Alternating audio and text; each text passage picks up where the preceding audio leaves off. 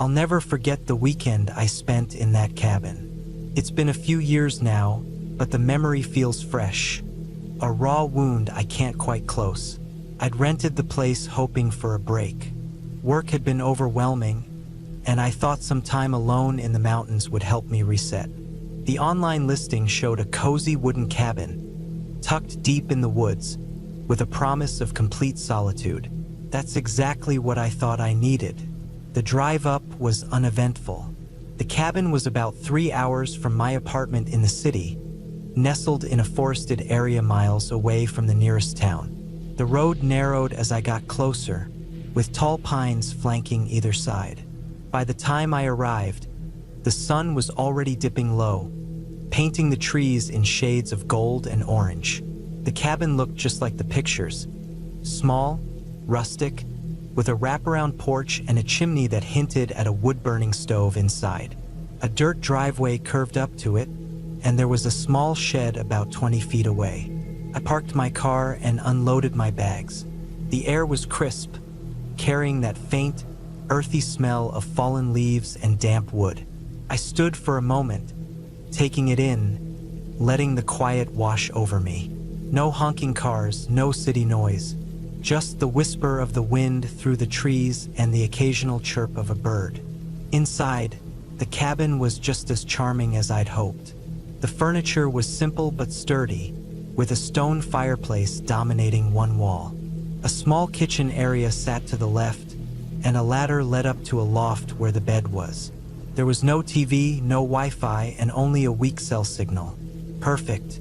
I'd brought a stack of books and planned to spend the weekend reading, hiking, and maybe writing in the journal I hadn't touched in years. After settling in, I decided to explore the area while there was still some light. A narrow trail led from the cabin into the woods.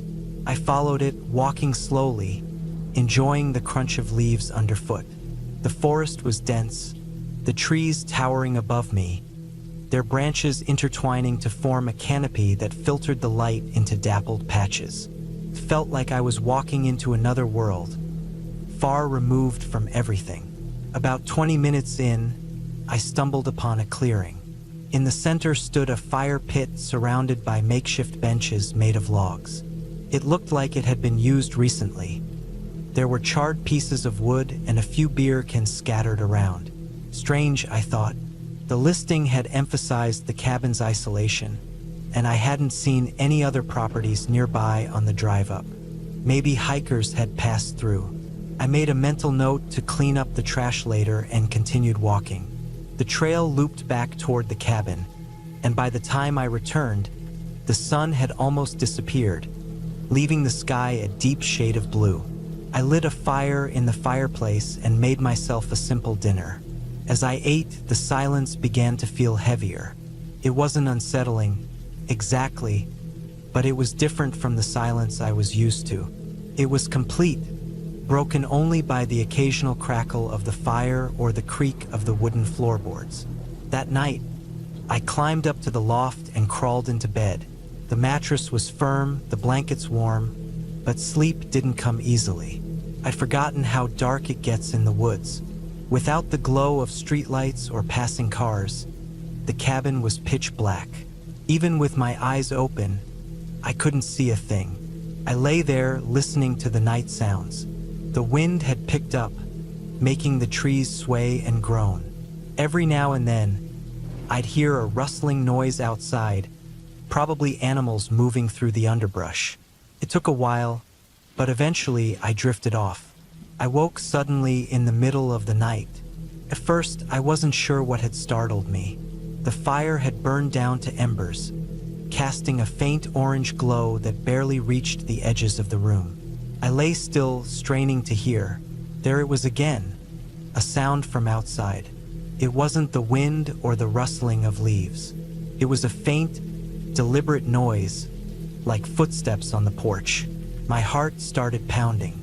I told myself it was probably an animal, maybe a raccoon or a stray dog. But as I lay there, listening, the sound came again, louder this time.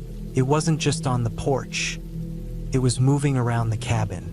Slow, measured steps crunching on the gravel outside. I sat up, my breath shallow. My phone was on the nightstand, but the signal was too weak to make a call.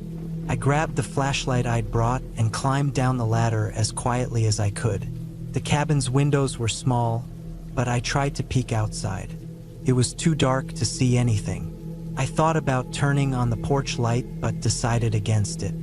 If someone was out there, I didn't want to alert them that I was awake. The footsteps stopped. I stood there, frozen, flashlight in hand, waiting. Minutes passed, but it felt like hours. Finally, I convinced myself that whoever or whatever it was had left. I climbed back up to the loft, though sleep was out of the question. I lay there, staring into the darkness, every sound magnified by my anxiety. The next morning, I stepped outside, scanning the area. The ground was damp from the morning dew, and there were footprints in the dirt. Human footprints. They circled the cabin, leading to the porch and then back toward the woods. My stomach turned. This wasn't an animal. Someone had been out here. I considered leaving right then, but part of me felt foolish. Maybe it had been a hiker who got lost or someone from the clearing I'd found earlier. The footprints didn't necessarily mean I was in danger, I told myself. Still, the unease lingered. I decided to stay, but I kept my guard up. I spent the day inside, reading and occasionally glancing out the window. The woods, which had seemed so inviting yesterday, now felt oppressive. The trees were too close, their shadows too long. Every creak of the cabin, every rustle of leaves, set my nerves on edge. That night, I made sure the doors were locked and propped a chair under the handle for good measure.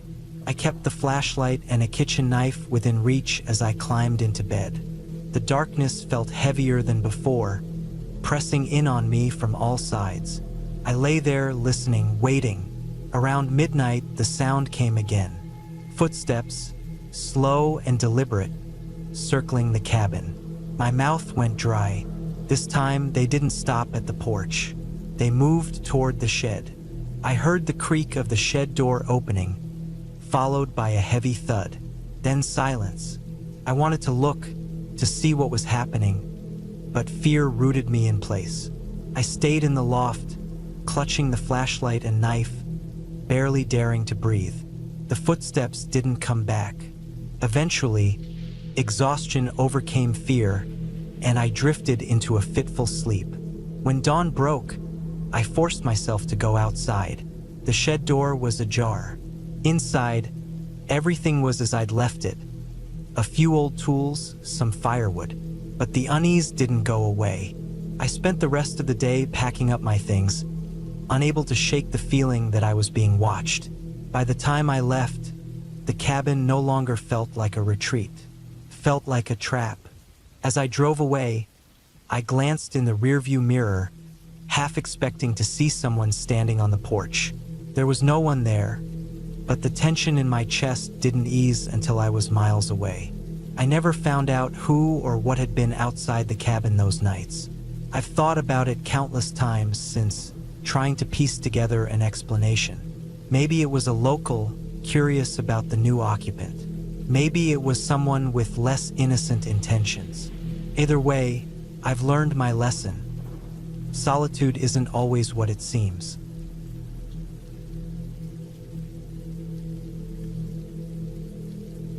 I've always enjoyed spending time alone in the wilderness. Something about the silence, the fresh air, and the feeling of being away from it all has always calmed me. That's why, when I found an online listing for a secluded cabin deep in the woods of northern Vermont, I jumped at the chance to rent it for a week. I didn't need luxury or amenities, just a place to clear my mind and reset. The cabin's description was straightforward. No running water, solar power for basic lighting, and a wood stove for heat. It was exactly what I wanted. The pictures showed a simple structure with a wraparound porch, surrounded by dense forest. The nearest town was 30 miles away, and the last 5 miles of the drive would be on a dirt road. The remoteness didn't bother me. In fact, it was part of the appeal. I packed light, just the essentials. A good sleeping bag, enough food for a week, a water filtration system, and a few books. I also brought a notebook and some pens, hoping to do some writing while I was there. I didn't bother with a phone charger since there wouldn't be any service out there. I figured it would be good to disconnect completely. The drive up was uneventful. The closer I got to the cabin, the fewer cars I saw.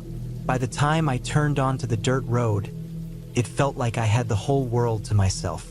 The road was rough, with potholes and loose gravel, but my old SUV handled it well enough. After about 20 minutes of slow driving, I saw the cabin through the trees. It was smaller than I'd imagined, but charming in a rustic way. The wood was weathered, and the roof had patches of moss growing on it.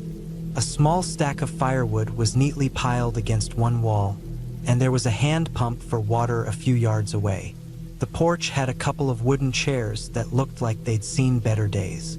The only sound was the wind in the trees and the occasional chirp of a bird. I parked my SUV and unloaded my gear. The cabin's key was hidden under a loose stone on the porch, just as the owner had told me. Inside, it was exactly what I'd expected.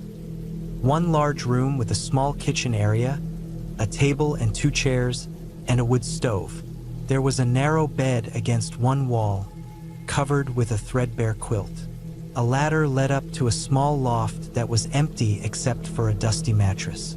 Everything smelled faintly of wood smoke and dampness. I spent the first couple of hours settling in. I filled a few jugs with water from the pump and stacked some wood next to the stove. The solar-powered lights worked, though they weren't very bright. I made myself a simple dinner and ate it on the porch, watching the sun dip below the trees. By the time it was dark, I was feeling relaxed and content. The isolation was exactly what I'd been craving. The first night passed uneventfully. The bed was lumpy, and the cabin creaked in the wind, but I slept well enough. The next day, I explored the area around the cabin. There were no trails, but the forest was easy enough to navigate. I found a small stream about half a mile away and spent some time there, enjoying the sound of the water and the sight of sunlight filtering through the trees. By the third day, I'd settled into a routine. I'd wake up early, make coffee on the small propane stove, and spend the morning reading or writing. In the afternoons, I'd wander through the woods or sit by the stream. Evenings were spent by the fire, listening to the crackle of the logs and the occasional hoot of an owl. It was peaceful, almost idyllic. But on the 4th night, something changed. I was sitting on the porch, staring at the stars, when I heard a sound I couldn't immediately identify. It was faint at first, a rhythmic crunching that seemed to be coming from the woods. My first thought was that it was an animal. Deer were common in this area, and I'd seen plenty of tracks during my walks. But as the sound grew louder, I realized it wasn't the random rustling of an animal moving through the underbrush. It was deliberate, like footsteps. I froze, straining to listen. The footsteps stopped. The forest was silent again, except for the wind in the trees. I told myself it was nothing, probably just my imagination, and went back inside. I locked the door, not because I felt unsafe, but because it was habit. The next morning, I convinced myself I'd overreacted. I spent the day as usual, but I couldn't shake the feeling that I wasn't alone. Several times, I thought I heard faint noises, a twig snapping, leaves rustling. But when I stopped to listen, everything went quiet. I told myself it was just the normal sounds of the forest. That night, I made sure the fire in the wood stove was roaring before I went to bed. The warmth was comforting, and the light from the flames danced on the walls. I drifted off to sleep easily, but woke up sometime in the early hours. The fire had burned low, and the cabin was cold. I lay there for a moment, wondering what had woken me, when I heard it again. Footsteps, this time right outside the cabin. My heart started pounding. The steps were slow and deliberate, circling the cabin. I held my breath, straining to hear more. The footsteps stopped, and for a long moment, there was silence. Then came a soft scratching sound, like fingernails on wood. It was coming from the front door. I've never felt fear like that before. I didn't move, didn't breathe. The scratching stopped, and the footsteps resumed, moving away from the cabin. I waited, motionless, until the first light of dawn filtered through the windows. When I finally got up the courage to open the door, there was nothing there. No footprints, no marks on the door. It was as if I'd imagined the whole thing. I spent the day trying to make sense of what had happened. I considered leaving, but I'd paid for the whole week, and part of me didn't want to give in to fear. Still, I couldn't shake the feeling of being watched. That evening, I built the biggest fire I could and kept my flashlight within arm's reach. I stayed up late, listening for any sounds, but the night was quiet. On the 6th day, I found something that made my blood run cold. I was walking near the stream when I saw it. A crude shelter made of branches and leaves. It looked like it had been hastily constructed, and inside, I found a pile of animal bones. Some were picked clean, others still had bits of fur clinging to them.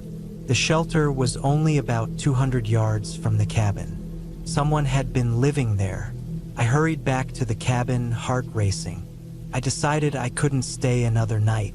I packed my things as quickly as I could, throwing them into the SUV without bothering to organize. By the time I was ready to leave, the sun was setting, and the shadows in the forest seemed to stretch endlessly.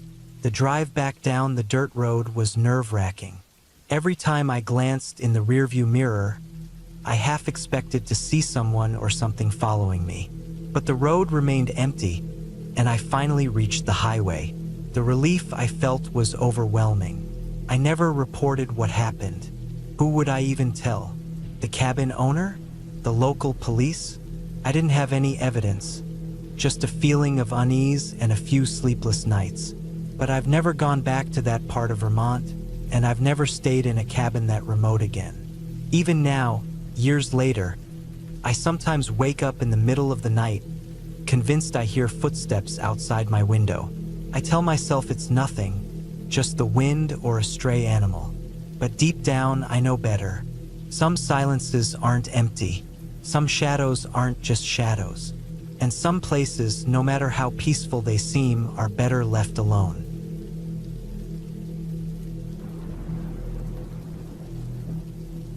It started as a simple plan. I'd been stressed for weeks, buried under work and the noise of city life. I needed a break, a real one, away from everything. I found the cabin online, tucked deep in the mountains, miles from the nearest town. It was isolated, exactly what I wanted. The listing promised peace, quiet, and a view of the stars that I hadn't seen in years. I booked it for a week, packed my car, and set off early on a Sunday morning. The drive was long but beautiful. As I climbed higher into the mountains, the air felt fresher, crisper. The trees grew denser, towering over the narrow road that twisted and turned. By the time I reached the dirt path leading to the cabin, my cell service had disappeared. I didn't mind. I'd been looking forward to unplugging. The cabin itself was small but charming. A single room with a bed, a kitchenette, and a small bathroom. It had a wood stove for heat and a porch that faced a valley stretching out for miles. There was no Wi-Fi, no TV, and no distractions. It was perfect. I unloaded my bags, stocked the small fridge with the groceries I'd brought, and settled in. That first evening, I sat on the porch with a cup of tea, watching the sun dip below the mountains. The quiet was almost unnerving at first, but I told myself I'd get used to it. The first night was uneventful. I'd brought a book and read by the light of a battery-powered lantern before crawling into bed. The mattress was old, and the cabin creaked with the wind, but I slept well. I woke early to the sound of birds and decided to explore the area. There was a narrow trail behind the cabin that wound through the forest. I followed it for what felt like miles, breathing in the cool, pine-scented air and enjoying the solitude. By the time I returned, the sun was high and I was hungry. I made a simple lunch and ate on the porch, listening to the rustling leaves. It was everything I'd hoped for, until I noticed something odd. On the path leading to the cabin, the one I'd driven up the day before, there were footprints. They were faint, but they definitely weren't mine. I'd been wearing hiking boots, and these looked like they were made by sneakers or something similar. The prints were spaced out, as if someone had been walking slowly. I stared at them for a long time, trying to convince myself they'd been there all along and I just hadn't noticed. Still, it unsettled me. I spent the rest of the day around the cabin, trying to shake the unease. The forest was so quiet, and the isolation that had seemed so appealing now felt oppressive. As the sun set, I double-checked the locks on the door and windows. I told myself I was being paranoid. People hiked these mountains all the time. Maybe someone had passed by earlier and hadn't noticed the cabin. That night, I had trouble sleeping. Every creak of the cabin, every rustle of leaves outside seemed amplified. I told myself it was just the wind, just the forest settling. But then I heard something that wasn't the wind. It was faint but unmistakable, the crunch of footsteps on the gravel path. My heart raced as I sat up in bed, straining to hear. The steps stopped, and there was silence again. I waited, every muscle in my body tense, but nothing happened. Eventually, I convinced myself it was an animal and forced myself to lie back down. The next morning, I checked the path. The footprints were still there, and now there were more. They led up to the edge of the porch and then back down the path, disappearing into the trees. My stomach churned as I stared at them. I wasn't imagining things. Someone had been here. I considered leaving, but I told myself it was just a coincidence. Maybe a hiker had gotten lost and found their way back to the trail. I decided to stay, though I couldn't shake the feeling of being watched. I spent the day trying to keep busy. I chopped wood, read my book, and went for another hike. But the sense of unease never left me. By the time the sun set, I was exhausted but too anxious to sleep. I locked the door again, pulled the curtains shut, and kept the lantern on as I lay in bed. Hours passed, and just as I started to drift off, I heard it again, the crunch of footsteps. This time, they didn't stop. They came closer and closer until they were right outside the cabin. My chest tightened as I lay there, frozen. Then came the sound of something brushing against the wall, followed by a soft tap on the window. I didn't move. I didn't breathe. The tapping continued, slow and deliberate. I wanted to scream, to grab something to defend myself, but I couldn't. After what felt like an eternity, the tapping stopped. I heard the footsteps retreating, fading into the distance. I stayed awake the rest of the night, clutching a heavy flashlight and staring at the door. When morning finally came, I stepped outside, half expecting to find nothing. But there were more footprints circling the cabin. My stomach churned as I realized whoever it was had been there for a long time. I knew I couldn't stay. I packed my things in record time, threw them in the car, and started down the dirt path. My hands were shaking as I gripped the steering wheel, constantly checking the rearview mirror. As I reached the main road, relief washed over me. I told myself I'd been lucky, that it was probably just some weirdo passing through. But as I drove back to the city, I couldn't shake the feeling that I'd been followed. When I got home, I locked every door and window, something I'd never done before.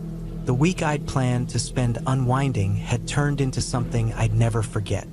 I never went back to that cabin, and I never booked another one.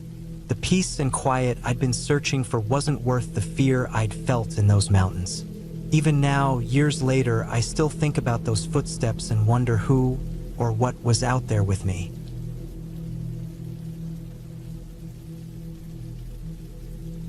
I've always loved the quiet of the woods. Growing up in Vermont, surrounded by endless trees and winding trails, solitude never felt lonely to me. When the stress of work started to mount, too many deadlines, too many sleepless nights, I decided it was time for a break. I rented a cabin deep in the woods of northern Maine, far from cell service, and even farther from my responsibilities. A week of isolation sounded perfect. The drive took longer than I expected. By the time I reached the cabin, the sun was dipping below the horizon. The place was modest. A single-story wooden structure with a tin roof, perched on the edge of a small clearing. The woods pressed in on all sides, their dense canopy making the twilight feel darker than it should have been. There was a small porch out front with a pair of rocking chairs and a stack of firewood neatly piled against the wall. It felt welcoming, but in a way that made me wary. Too perfect, like a painting. Inside, the cabin was sparsely furnished. A single bed pushed against the far wall, a wood stove in the corner, and a small kitchen with just the basics. There was no electricity, only a few oil lamps scattered around. A large window above the sink overlooked the forest, its glass smudged with years of grime. I dropped my bags and set about unpacking, the silence pressing down like a heavy blanket. That first night, I struggled to sleep. The quiet was so absolute it was unnerving. Every creak of the cabin, every rustle of leaves outside, made my ears strain. The bed was uncomfortable, the mattress lumpy and thin. I tossed and turned until the early hours of the morning when exhaustion finally dragged me under. I woke late the next day, sunlight streaming through the window. After a quick breakfast, I decided to explore the area. The woods were thick, the trails barely visible in some places. I wandered aimlessly, enjoying the crisp air and the sound of leaves crunching underfoot. Occasionally, I'd come across signs of wildlife. Deer tracks in the mud, the distant chatter of birds. It was peaceful, just as I'd hoped.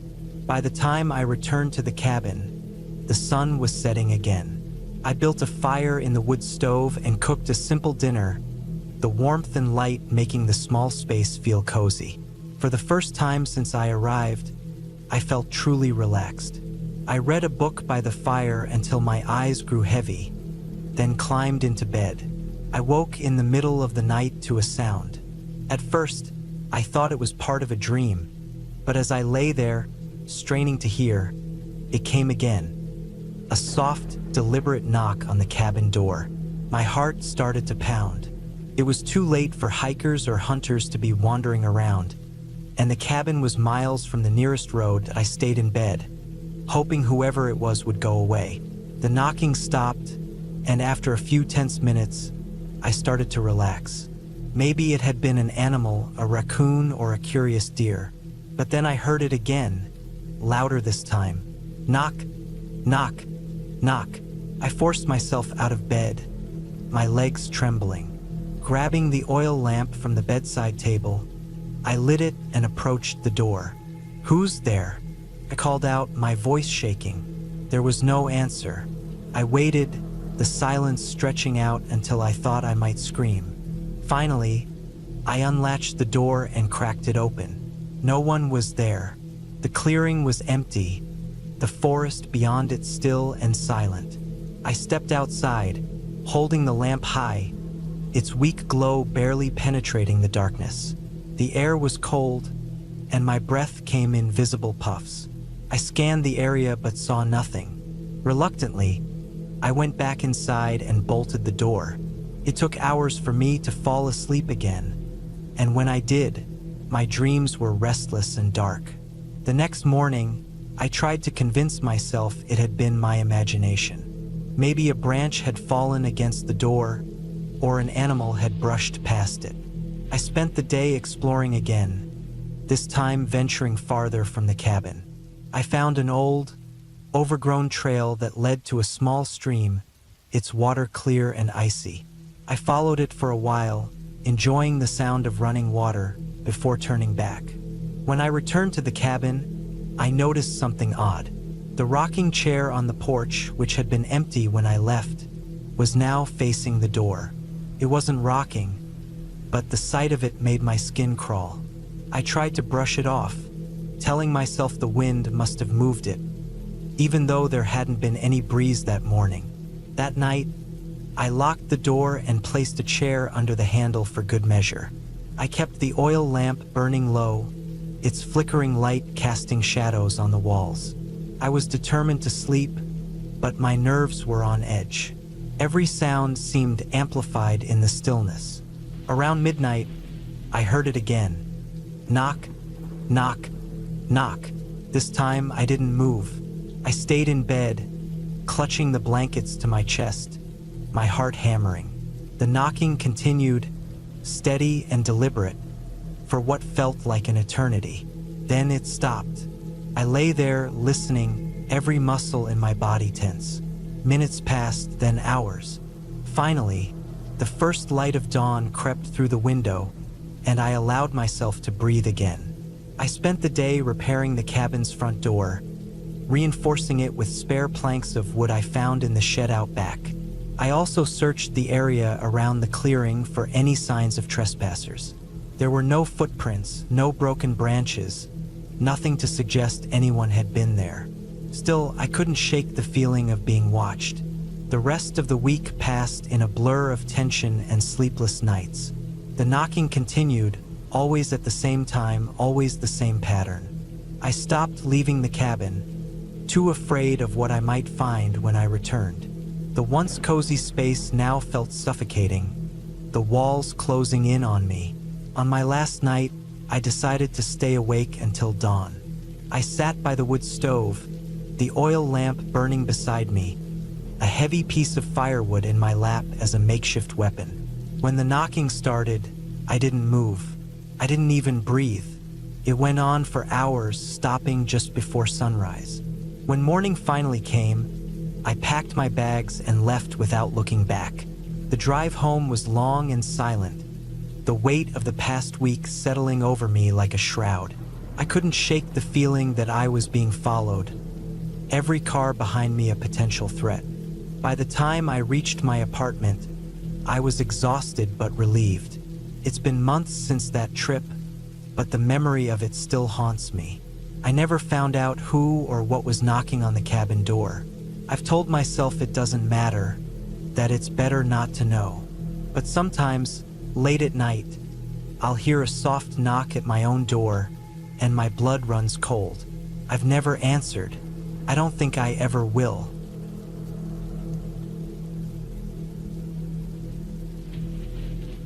I decided to take a solo trip to a remote cabin deep in the woods. It had been years since I'd done anything for myself, and after months of stress at work, I needed a break. The idea of being surrounded by nothing but nature, with no phone calls or emails to interrupt, felt like the perfect escape.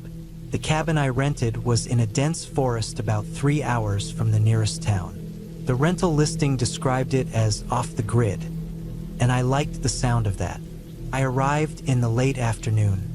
The road leading to the cabin was rough and narrow, barely wide enough for my car.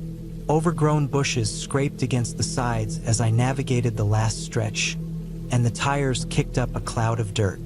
When I finally reached the clearing where the cabin sat, I felt a mix of relief and unease.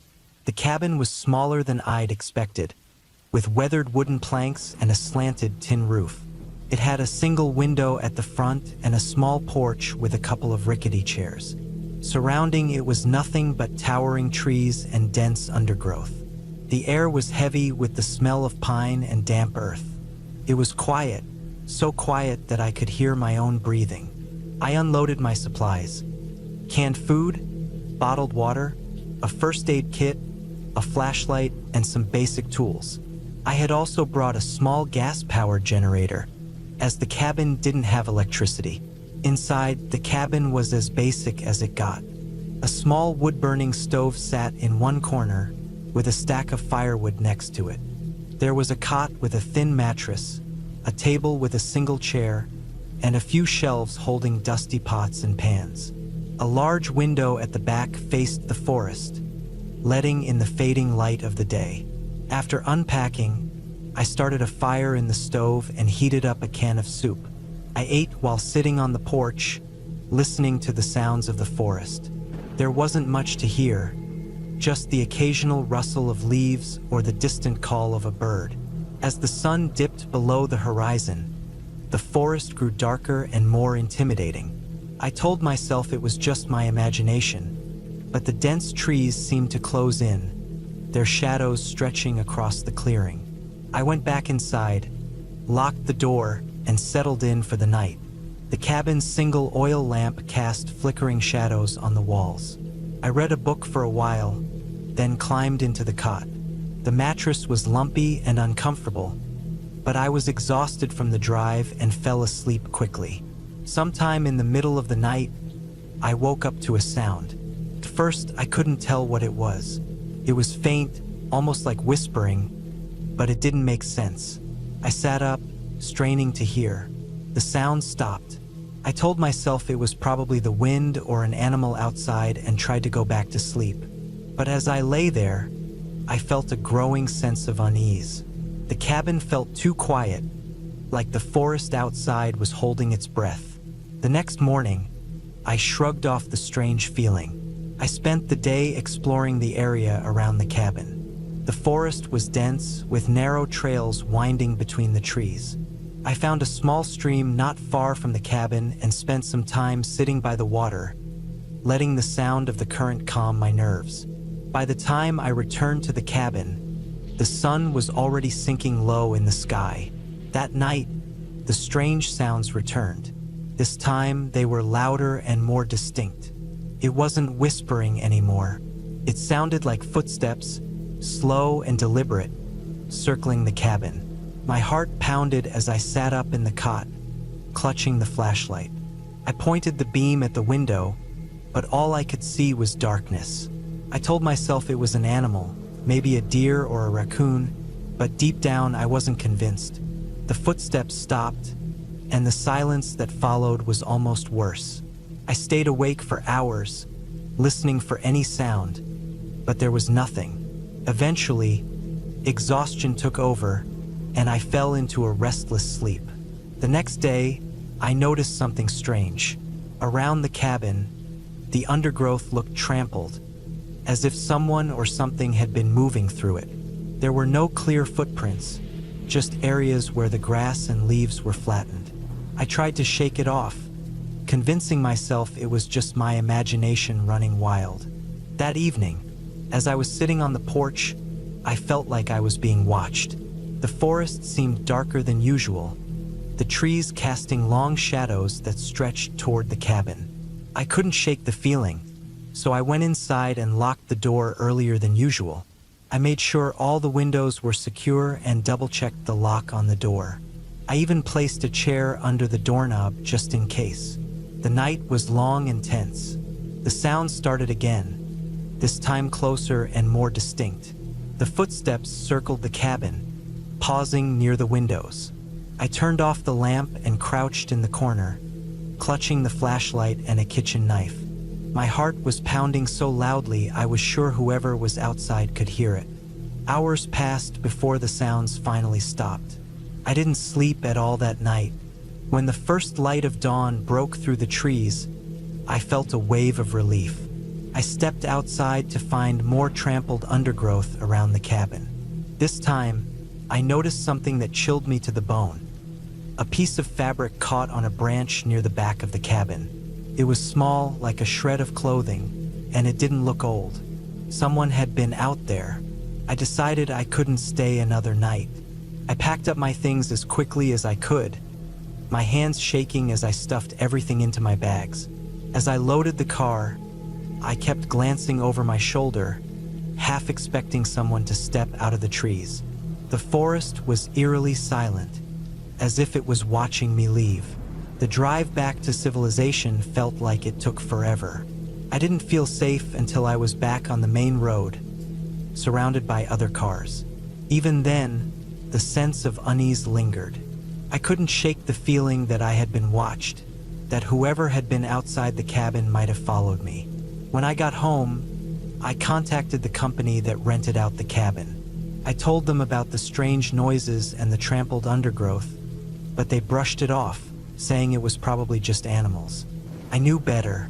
Something or someone had been out there. To this day, I don't know who it was or what they wanted. All I know is that I'll never go back to that cabin, and I'll think twice before heading into the woods alone again.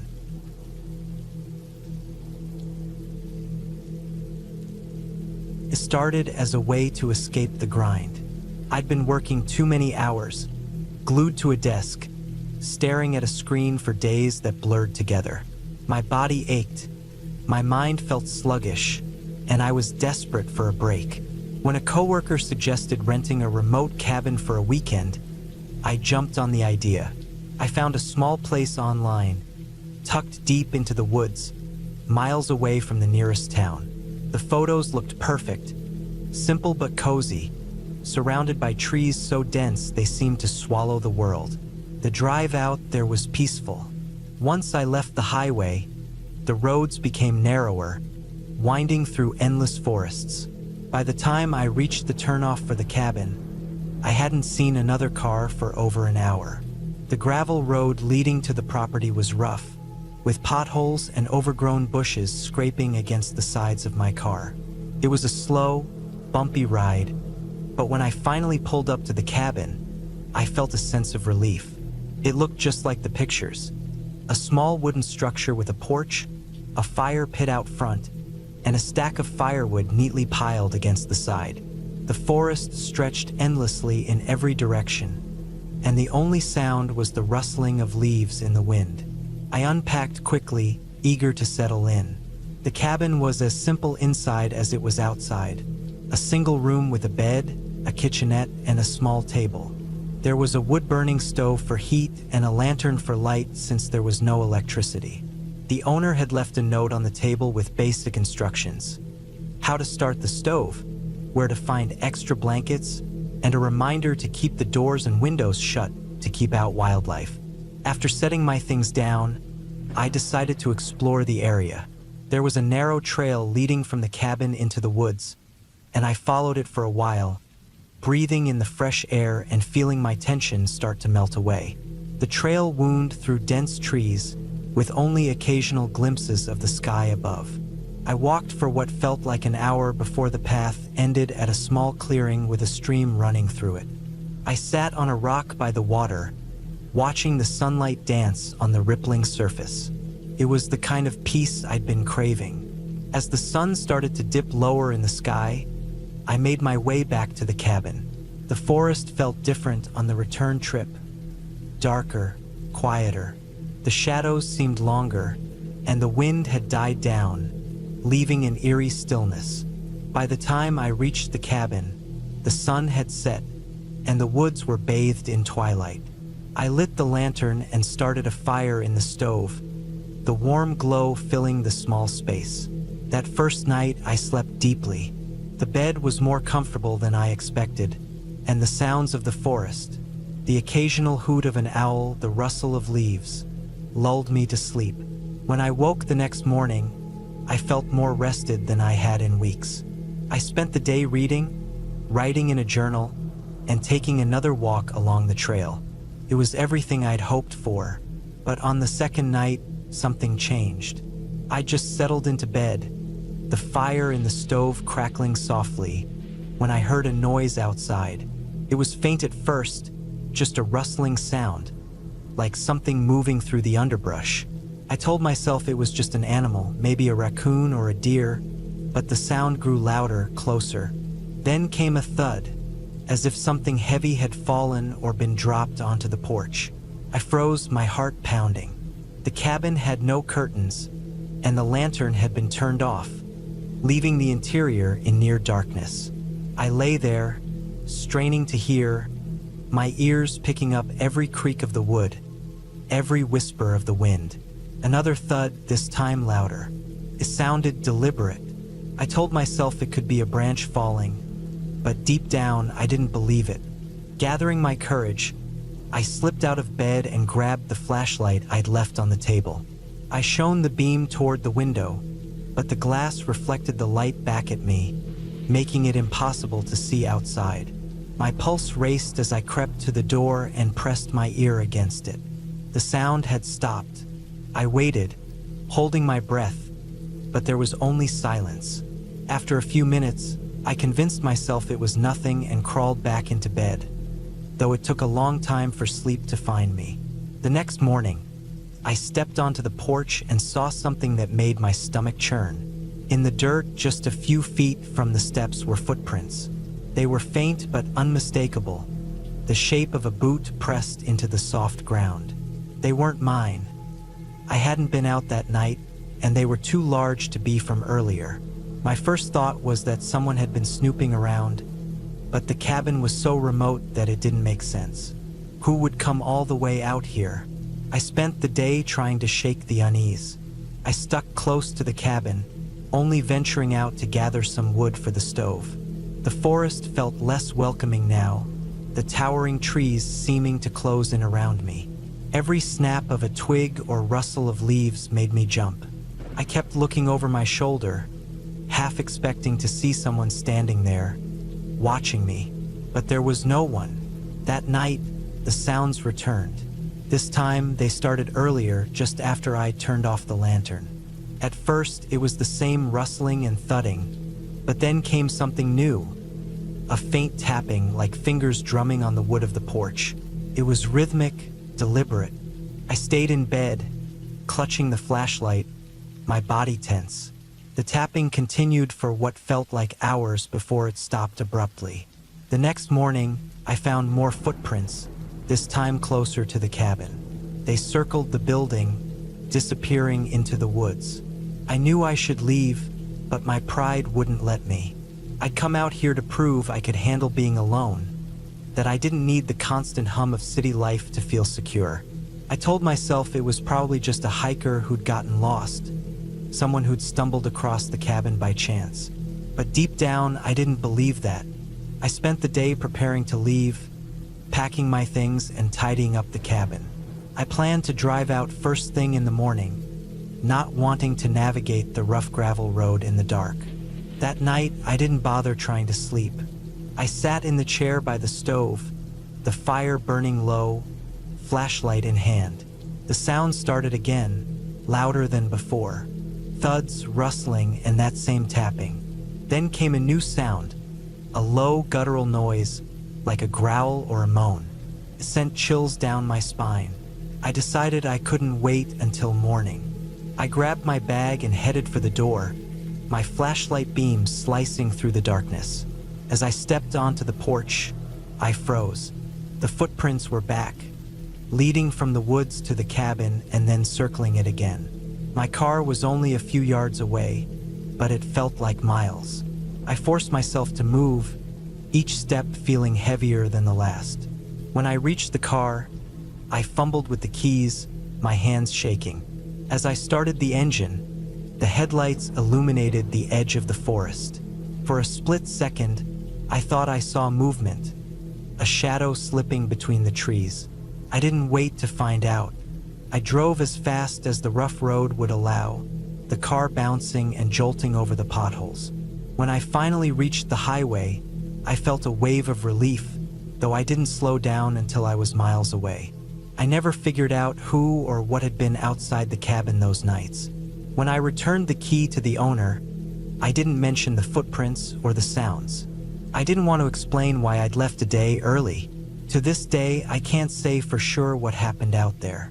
Maybe it was just an animal or a drifter passing through. But sometimes, late at night, I'll hear a sound outside my window, a faint tapping, and my mind will go back to that cabin in the woods, and I'll wonder if I'll ever truly feel safe again.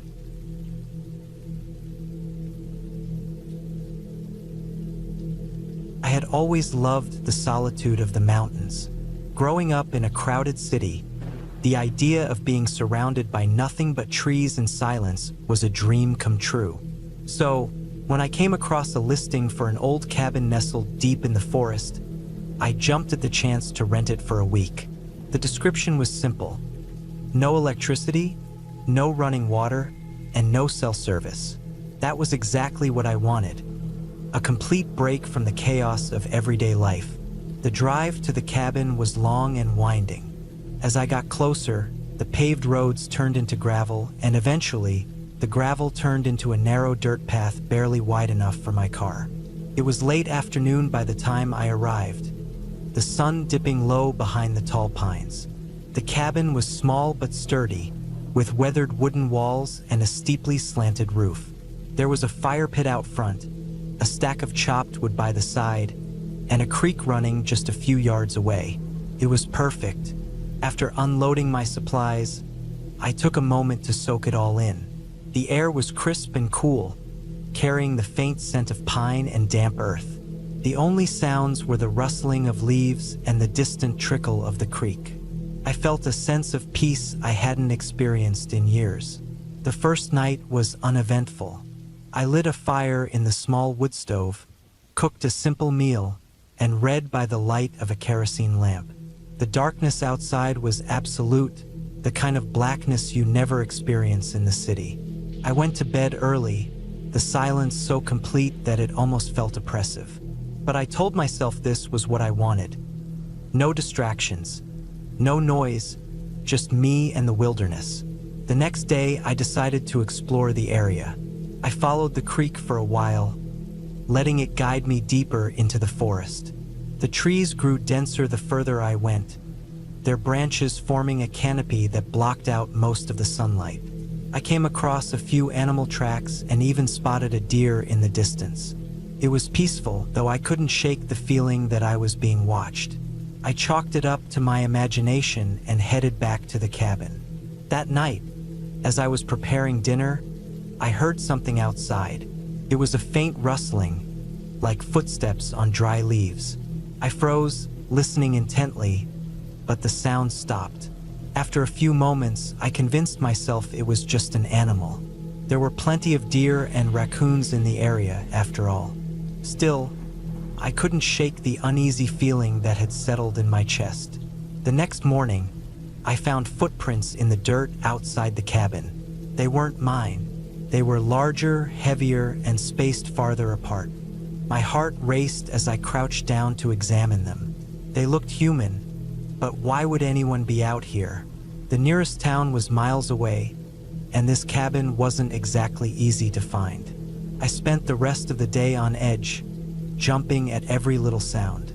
I tried to focus on my book, but I couldn't concentrate. Every creak of the wood stove, every gust of wind rattling the windows, made my pulse quicken. I told myself I was being paranoid, that the footprints were probably from a hiker who had passed through before I arrived. But I couldn't shake the feeling that I wasn't alone. That night, I locked the door and wedged a chair under the doorknob. I kept the kerosene lamp burning, its flickering light casting long shadows across the walls. Sleep didn't come easy. I lay in bed, straining to hear anything out of the ordinary. At some point, exhaustion must have taken over, because I woke up to the pale light of dawn streaming through the windows.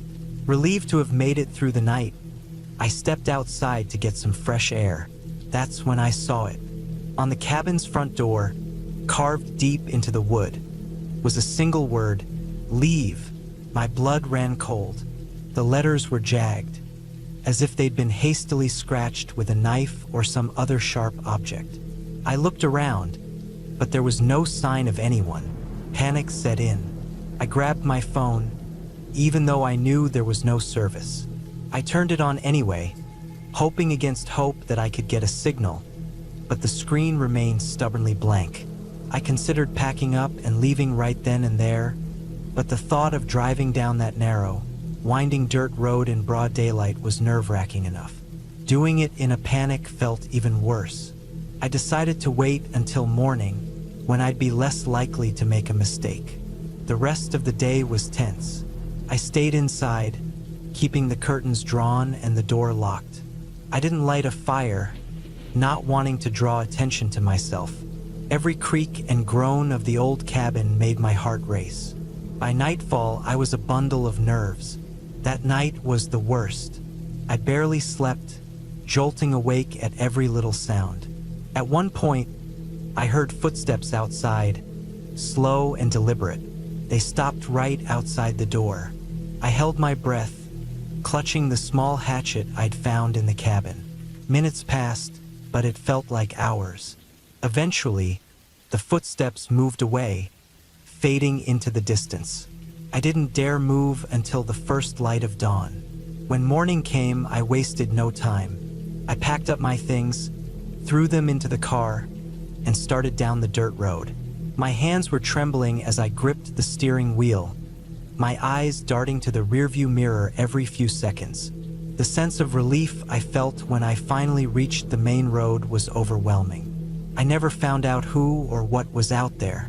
Maybe it was a prank, or maybe someone was genuinely trying to scare me off. Either way, I knew one thing for certain: I wouldn't be coming back.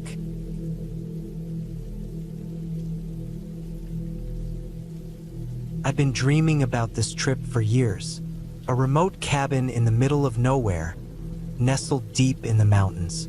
No cell service, no internet, just me and the wilderness. It sounded like heaven, an escape from the grind of daily life, a chance to reset. I found the cabin on a website that specialized in off-grid retreats. The photos showed a rustic but well-maintained structure surrounded by dense forest. The description promised total seclusion, with the nearest town nearly 20 miles away. That's exactly what I wanted. I packed the essentials: canned food, a small camping stove, plenty of water, a first aid kit, and a few basic tools.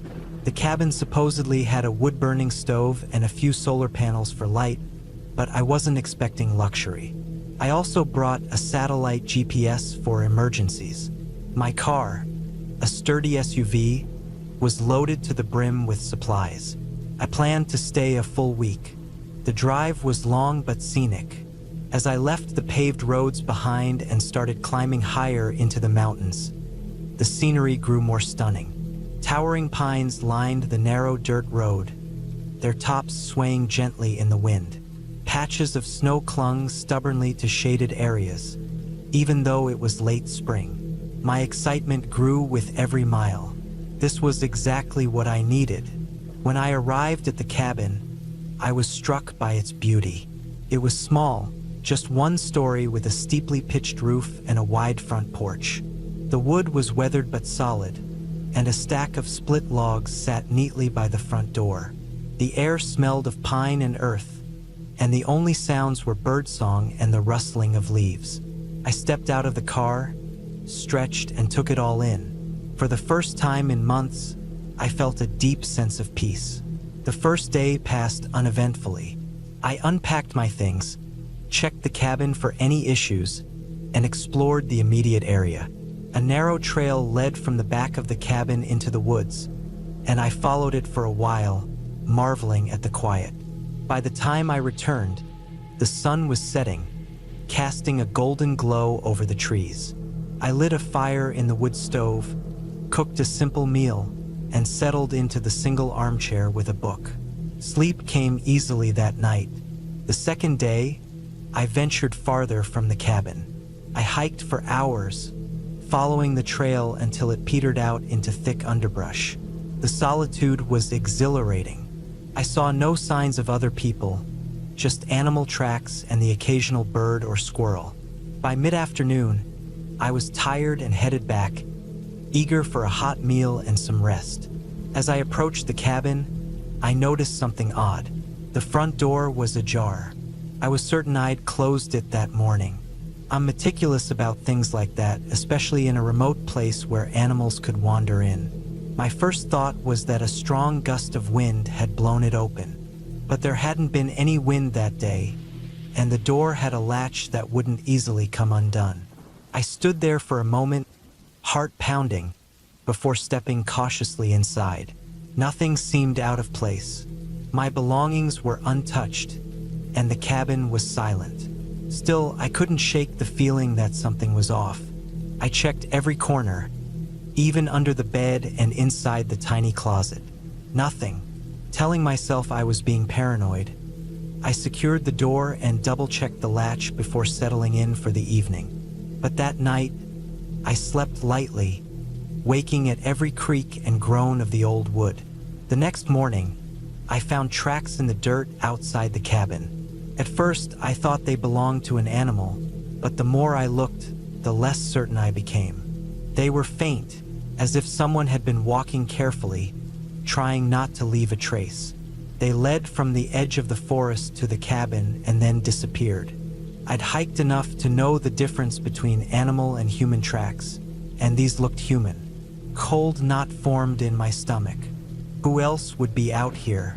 The rental website had emphasized the cabin's isolation. I'd passed no other vehicles on the way up and seen no signs of other people. Trying to stay calm, I convinced myself that it must have been a hunter or another hiker who'd wandered too close. Still, I couldn't shake the unease. That day, I stayed close to the cabin. I kept the door locked and carried a sturdy hiking stick whenever I stepped outside. I spent hours chopping wood, partly to keep busy and partly to have a weapon at hand. The day passed without incident, but as the sun dipped below the horizon, the uneasy feeling returned. That night, I woke to a sound. It was faint at first, barely audible over the crackle of the dying fire. A soft, rhythmic tapping. My heart raced as I strained to listen. The sound was coming from the porch. I grabbed my flashlight and the hiking stick, my hands trembling. Taking a deep breath, I moved toward the door. When I opened it, the porch was empty. The tapping stopped immediately. I shone the flashlight into the darkness, but the beam revealed nothing but trees and shadows. My nerves were frayed, but I told myself it was just the wind or a branch brushing against the cabin. I locked the door again and tried to go back to sleep, but it was a long time before my racing heart calmed enough to let me drift off. The next day, I found more tracks around the cabin. These were clearer, and there was no mistaking their shape. Bare human feet. The prints circled the cabin, coming disturbingly close to the windows. Panic set in. Whoever it was, they'd been watching me. I considered leaving, but the thought of navigating the narrow, unpaved road at night made me hesitate. I decided to wait until morning. That evening, I built a fire in the wood stove and sat with my back against the wall, facing the door. I kept the hiking stick within reach and my flashlight on the floor beside me. Hours passed in tense silence. Around midnight, the tapping started again. This time, it was louder and more deliberate. My blood ran cold. Whoever it was, they were taunting me. I forced myself to stay calm. I didn't want to confront them. Not alone. Not in the dark. Instead, I waited, heart pounding, until the sound stopped. Minutes felt like hours. Finally, silence returned. I stayed awake the rest of the night, clutching the stick and jumping at every sound. When dawn broke, I packed my things as quickly as I could. I'd had enough. As I loaded the car, I felt eyes on me. But when I looked around, the woods were empty. The drive down the mountain was nerve-wracking. Every shadow, every movement in the trees set my heart racing. I didn't stop until I reached the nearest town. At a small diner, I told the waitress about my experience. She listened with a furrowed brow, then told me something that sent chills down my spine. Over the years, there had been reports of strange occurrences near that area. Disappearances, abandoned campsites, even rumors of hermits living deep in the forest. She didn't know if any of it was true, but her words confirmed what I'd already decided. I wasn't going back. I returned the cabin keys to the rental agency and drove home, my hands gripping the wheel tightly the entire way. Weeks later, I still couldn't shake the memory. The tapping, the tracks, the feeling of being watched. I'd wanted isolation, but I'd gotten more than I bargained for. Now, the thought of being alone in the woods no longer feels like peace. Feels like a warning.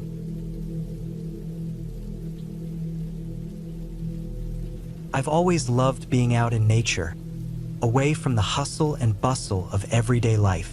That's why I decided to take a solo trip to a small cabin tucked deep in the woods. The kind of place where the nearest neighbor is miles away and the only sounds you hear are the rustling of leaves and the occasional call of a bird. The cabin wasn't anything special, just a simple, wooden structure with a few basic amenities. a bed, a small stove for cooking, and a wooden table, the kind of place that promises peace and solitude. I had planned to spend a weekend there, just unwinding and reconnecting with myself. I had been stressed at work and figured that a few days in the woods would clear my mind. The road leading to the cabin was narrow and winding, with trees pressing close to the edges, casting long shadows. As I pulled up, the sun was beginning to dip behind the trees, painting the sky in shades of orange and purple. The air was crisp, and I could smell the pine and damp earth. I parked my car outside and grabbed my bag, making sure I had everything I needed for the next few days. I unlocked the door and stepped inside. The inside smelled of wood and age, the kind of scent that immediately made you feel like the place had been standing there for decades, maybe longer. I set my stuff down and took a moment to absorb the surroundings. It was peaceful, so quiet that it felt almost unnatural. I figured it would take a little while to adjust, but I was excited for the silence. I liked it. After settling in, I unpacked and prepared a simple dinner on the small stove. As the sun set completely, the sky darkened and the stars began to appear, one by one, in the vast black canvas above. I felt a sense of calm as I ate my meal, sitting by the small table near the window, watching the trees sway gently in the night breeze. But something about the night felt off. It wasn't anything I could put my finger on right away, but I felt like I was being watched. Maybe it was just the unfamiliar isolation, or maybe it was the way the shadows seemed to dance just outside the cabin, but I couldn't shake the feeling that there was something lurking in the dark. I tried to ignore it, telling myself it was just my imagination. I finished eating, washed up, and decided to go to bed early. The bed was comfortable enough, with a thick quilt and soft pillows. I lay there in the dark, listening to the wind whistling through the trees and the occasional crack of wood somewhere far off in the distance. But then I heard it. At first, it was faint, just a rustling sound outside. I thought it might have been an animal, maybe a deer or a raccoon moving through the brush. But then it came again, louder this time, like someone was walking around the cabin, brushing up against the walls. My heart skipped a beat. There was no one else around for miles. At least that's what I thought. I tried to ignore it, pulling the covers up tighter around me. But the sound kept coming. Steady, slow footsteps, like someone was pacing around the cabin, just out of sight. I lay there, frozen, listening, trying to rationalize it. Maybe it was a bear or some other large animal. But something told me it wasn't. I grabbed the flashlight from my bag and cautiously got out of bed, my feet barely making a sound as I moved toward the window. I slowly pulled the curtain aside, holding my breath. Outside, the yard was bathed in moonlight, and I saw nothing, just trees, the occasional rustle of leaves in the breeze. But that feeling of being watched didn't go away. The next morning, I woke up with a sense of unease that I couldn't shake. I tried to convince myself it was all just my imagination, but I couldn't ignore the nagging feeling in the back of my mind.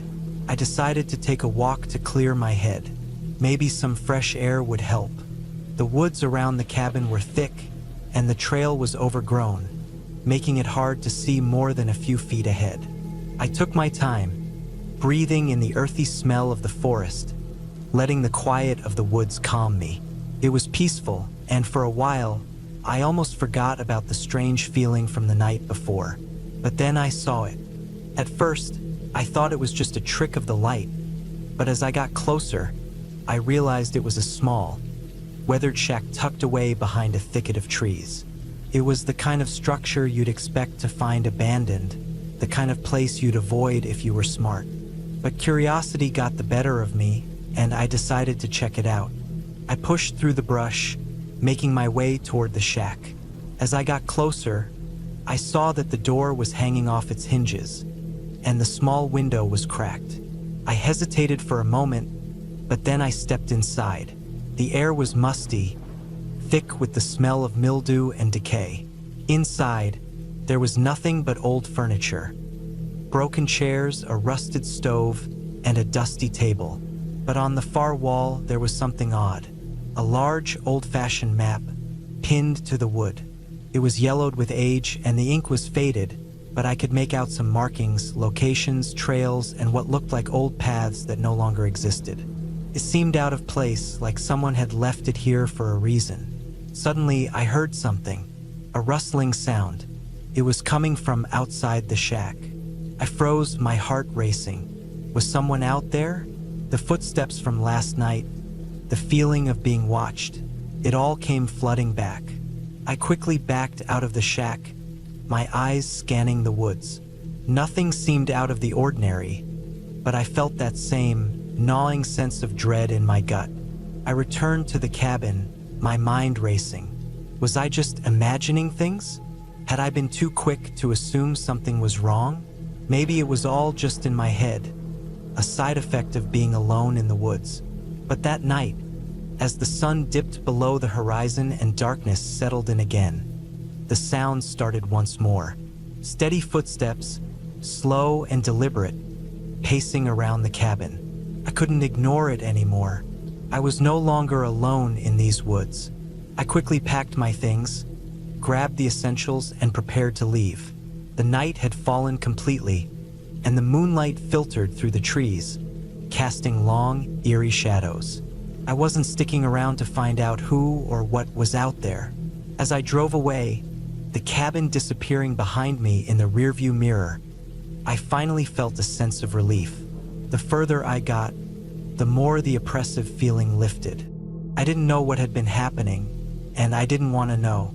All I wanted was to be away from that place. I wasn't sure if I had stumbled onto something hidden in the woods or if it was just my mind playing tricks on me. But either way, I wasn't coming back. The next day, I heard a story from a local about the cabin. Apparently, it had been abandoned years ago after the previous owner had gone missing. No one knew what had happened to him, but they said he had been obsessed with those old maps, and some folks thought he'd gone crazy out there. I don't know if it was just superstition or something darker, but after hearing that, I couldn't shake the feeling that I had narrowly escaped something I couldn't understand. And that was enough for me. I never returned to those woods, and I've never forgotten the strange feeling that I wasn't alone out there.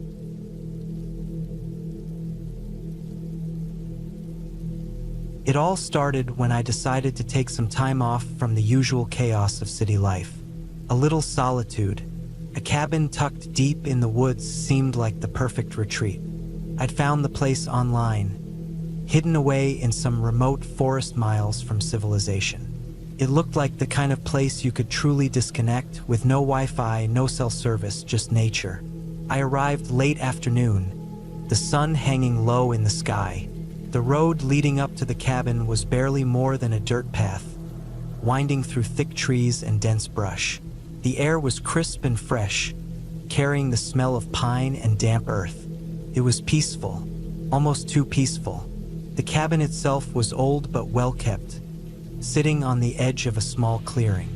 It had a stone chimney, wooden shutters on the windows, and a porch with a couple of rocking chairs. The kind of place you'd see in movies about quiet getaways. As I stepped inside, I was hit with the smell of aged wood and mustiness, but it was a comforting kind of musty. The floors creaked as I walked through the small, rustic interior, a single light hanging from the low ceiling. There was a small kitchen with an old stove, a living room with a worn-out couch, and a tiny bathroom with a clawfoot tub. Everything about it screamed simplicity and tranquility. It was exactly what I needed. I spent the first few hours settling in, unpacking my things, and starting a fire in the stone fireplace. The crackling of the fire was soothing, and the shadows it cast on the walls gave the cabin a cozy, almost homey feel. I opened the windows to let in the cool air, the evening light spilling in, and I sat on the couch, staring at the flames. I felt at peace, something I hadn't felt in months. It was exactly what I was looking for. But as the sun sank below the horizon, that's when things started to change. I wasn't sure at first, just a nagging feeling in the back of my mind that something was off. At first, it was just little things, like hearing a faint sound of something shifting in the woods outside, or the sudden, almost imperceptible creaking of the cabin's walls. I tried to brush it off, thinking it was just the house settling or the wind. I decided to go outside and take a walk around the cabin, stretch my legs. The woods around the cabin were dark now, the trees towering over me as I made my way around the clearing. There was something eerie about the place at night, the quiet, almost deafening. I couldn't shake the feeling that I was being watched, but there was no one around. I told myself I was being paranoid, overthinking things. I circled the cabin, checking the perimeter. The clearing was small, maybe only a few 100 feet across, surrounded by trees. Nothing seemed out of place, but as I was about to head back inside, I noticed something strange on the ground. A small, unmarked patch of disturbed earth, as if something heavy had been dragged through the dirt. I crouched down, running my fingers over the ground. It wasn't recent, there were no fresh tracks, but the earth had definitely been moved. I stood up, suddenly feeling uneasy. I didn't want to think about it. It was probably just an animal, something simple. I told myself to stop overthinking it, but as I turned to go back inside, I heard it. A faint sound, coming from the trees just beyond the clearing. A rustling, like something moving through the brush. It was too deliberate to be an animal. I froze, my heart pounding in my chest. My mind raced, who would be out here? I glanced around, but there was nothing, just darkness and the silent trees. I told myself again to relax, that it was nothing, but the unease continued to gnaw at me. That night, I lay in bed, wide awake. The cabin was quiet, too quiet. The fire had long since burned out, and I could hear nothing but the sound of my own breathing. But every so often, I swore I could hear something moving outside, soft footsteps crunching over the fallen leaves. I tried to ignore it, pulling the blanket tighter around me, but the noise was persistent. I couldn't get comfortable. Around midnight, I finally gave in. I grabbed a flashlight and went outside again, determined to find the source of the noise. The night air was colder now, biting at my skin, and the wind had picked up, rustling the leaves and making the trees sway. I scanned the woods with the beam of the flashlight, my hand trembling slightly. I called out once, but the only answer was the sound of the wind. Then I saw something. Just for a second, in the distance, a figure, a shape moving through the trees. It wasn't big, but it was too distinct to be an animal. It was human, person, but I couldn't make out any details. My heart leaped into my throat. Who would be out here this late? I backed away slowly, not wanting to take my eyes off the spot where I'd seen the figure. I stayed frozen for a long time, but there was no sign of movement. Maybe it was just my imagination. Maybe the shadows were playing tricks on me. Still, I didn't feel safe. I went back inside, locked the door, and made sure every window was shut tight. I kept the flashlight with me, shining it through the cabin at random intervals, expecting to see something outside every time I turned it toward the window. But nothing ever came. The next day, I decided to leave. I couldn't shake the feeling of being watched, and I couldn't take the tension any longer.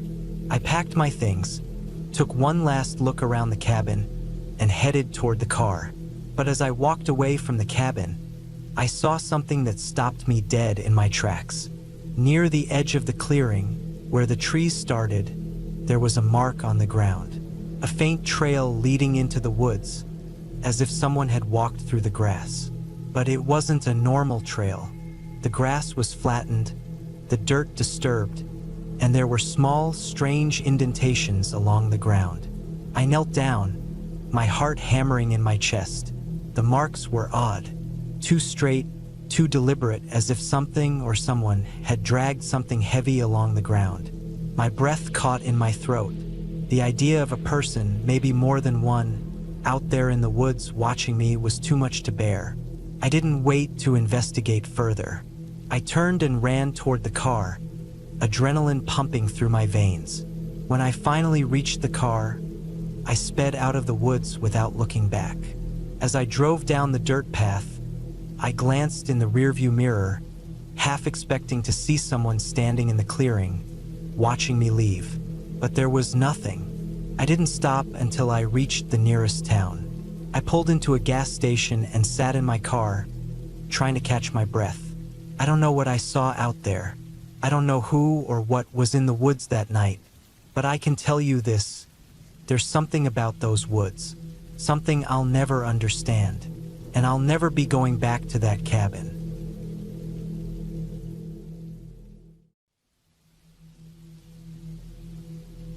I remember that weekend like it was yesterday. I had been planning a solo retreat to clear my head after months of stress at work. A friend had recommended a remote cabin deep in the woods, about a 3-hour drive from the nearest town. They said it was perfect for solitude. It sounded ideal at the time, just me, nature, and the quiet. The drive up was uneventful. The road twisted and turned through thick forests, the kind where sunlight barely makes it through the canopy. When I finally arrived, the cabin looked as advertised, rustic but sturdy, with a small porch out front and a stone chimney. There was no electricity or running water, but I had come prepared with plenty of supplies, including a portable solar charger, a lantern, and a large jug of water. The first evening was peaceful. I settled in quickly, unpacked my things, and lit a fire in the old stone fireplace. The cabin smelled faintly of pine and smoke, and as the sun dipped below the trees, the woods grew dark and quiet. I sat on the porch for a while, sipping tea and listening to the sounds of the forest. Occasionally, I'd hear the rustle of leaves or the distant hoot of an owl, but otherwise, it was silent. The first strange thing happened the next morning. I woke up early, just as the sun was rising. Stepping outside, I noticed something odd. Around the cabin, the ground was covered in a fine layer of dirt and pine needles, but there were fresh footprints leading from the woods to the porch. They weren't mine. These were larger and deeper, as if made by someone much heavier than me. They stopped just a few feet from the front door and then disappeared. I'm not the type to jump to conclusions, so I brushed it off. Maybe a hiker had wandered by, or perhaps an animal had made the tracks, though they looked distinctly human. I spent the rest of the morning exploring the area around the cabin, venturing a short distance into the woods. The forest was dense, and it was easy to lose my bearings, so I made sure to keep the cabin within sight. As I walked, I couldn't shake the feeling that I was being watched. It wasn't anything concrete, just a prickling sensation at the back of my neck that made me glance over my shoulder more than once. By midday, I was back at the cabin. I made a simple lunch and spent the afternoon reading. The sense of unease from earlier had mostly faded, but I still felt a little on edge. To distract myself, I decided to chop some firewood. The rhythmic motion was calming, and the sound of the axe splitting logs echoed through the trees. That night, things took a darker turn. Around midnight, I was woken by a noise outside. It was faint at first, a soft scraping sound, like something being dragged across the porch. I sat up in bed, heart pounding, and strained to listen. The sound stopped, leaving only the silence of the forest. Telling myself it was probably an animal, I tried to go back to sleep, but a few minutes later, the noise started again, louder this time. I grabbed the flashlight from my bedside table and crept to the window. The beam of light cut through the darkness, illuminating the porch. Nothing. The porch was empty. I shone the light around the yard, but there was no sign of anything unusual. Still, the sound continued, now seeming to come from the back of the cabin. Summoning my courage, I stepped outside, flashlight in hand. The cold night air bit at my skin as I circled the cabin. At the back, I found what had been making the noise. A large branch, jagged and broken, lying on the ground. It looked as if it had been dragged there deliberately, but by what I couldn't say. I pushed it aside and returned to the cabin, bolting the door behind me. The next day, I decided to check the area more thoroughly. I found more footprints in the dirt, similar to the ones I'd seen before, but now they circled the cabin. They were erratic, crisscrossing, and doubling back on themselves. I followed one set into the woods, but they disappeared after a few yards. It was unsettling, but I tried to stay rational. Maybe someone else was camping nearby, though I hadn't seen or heard any signs of other people. I spent most of that day inside, keeping the fire going and trying to focus on my book. As night fell, I felt a growing sense of dread. I double-checked all the doors and windows, making sure everything was secure. Despite my precautions, I barely slept. Every creak of the cabin, every whisper of wind outside, set my nerves on edge. The final night was the worst. I had just started to drift off when a loud banging jolted me awake. It was coming from the front door, heavy and insistent, as if someone were trying to break it down. My heart raced as I grabbed the flashlight and a knife from the kitchen. The banging stopped abruptly, and silence fell again. I waited, listening intently. Then I heard it.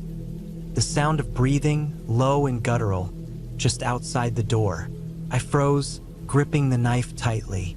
The breathing continued for what felt like an eternity before fading away. I stayed up the rest of the night, sitting by the fire with the knife in my lap, jumping at every sound. When dawn finally broke, I packed my things as quickly as I could. As I loaded the car, I found one last chilling detail. On the porch, etched into the wood with what looked like a knife, was a single word: leave. I didn't need any more convincing. I drove away from that cabin and never looked back.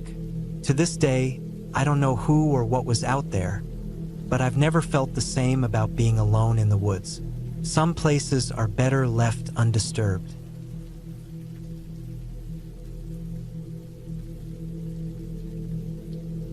I had been planning a solo getaway for weeks, needing a break from the relentless pace of city life. A small cabin in the woods seemed like the perfect escape.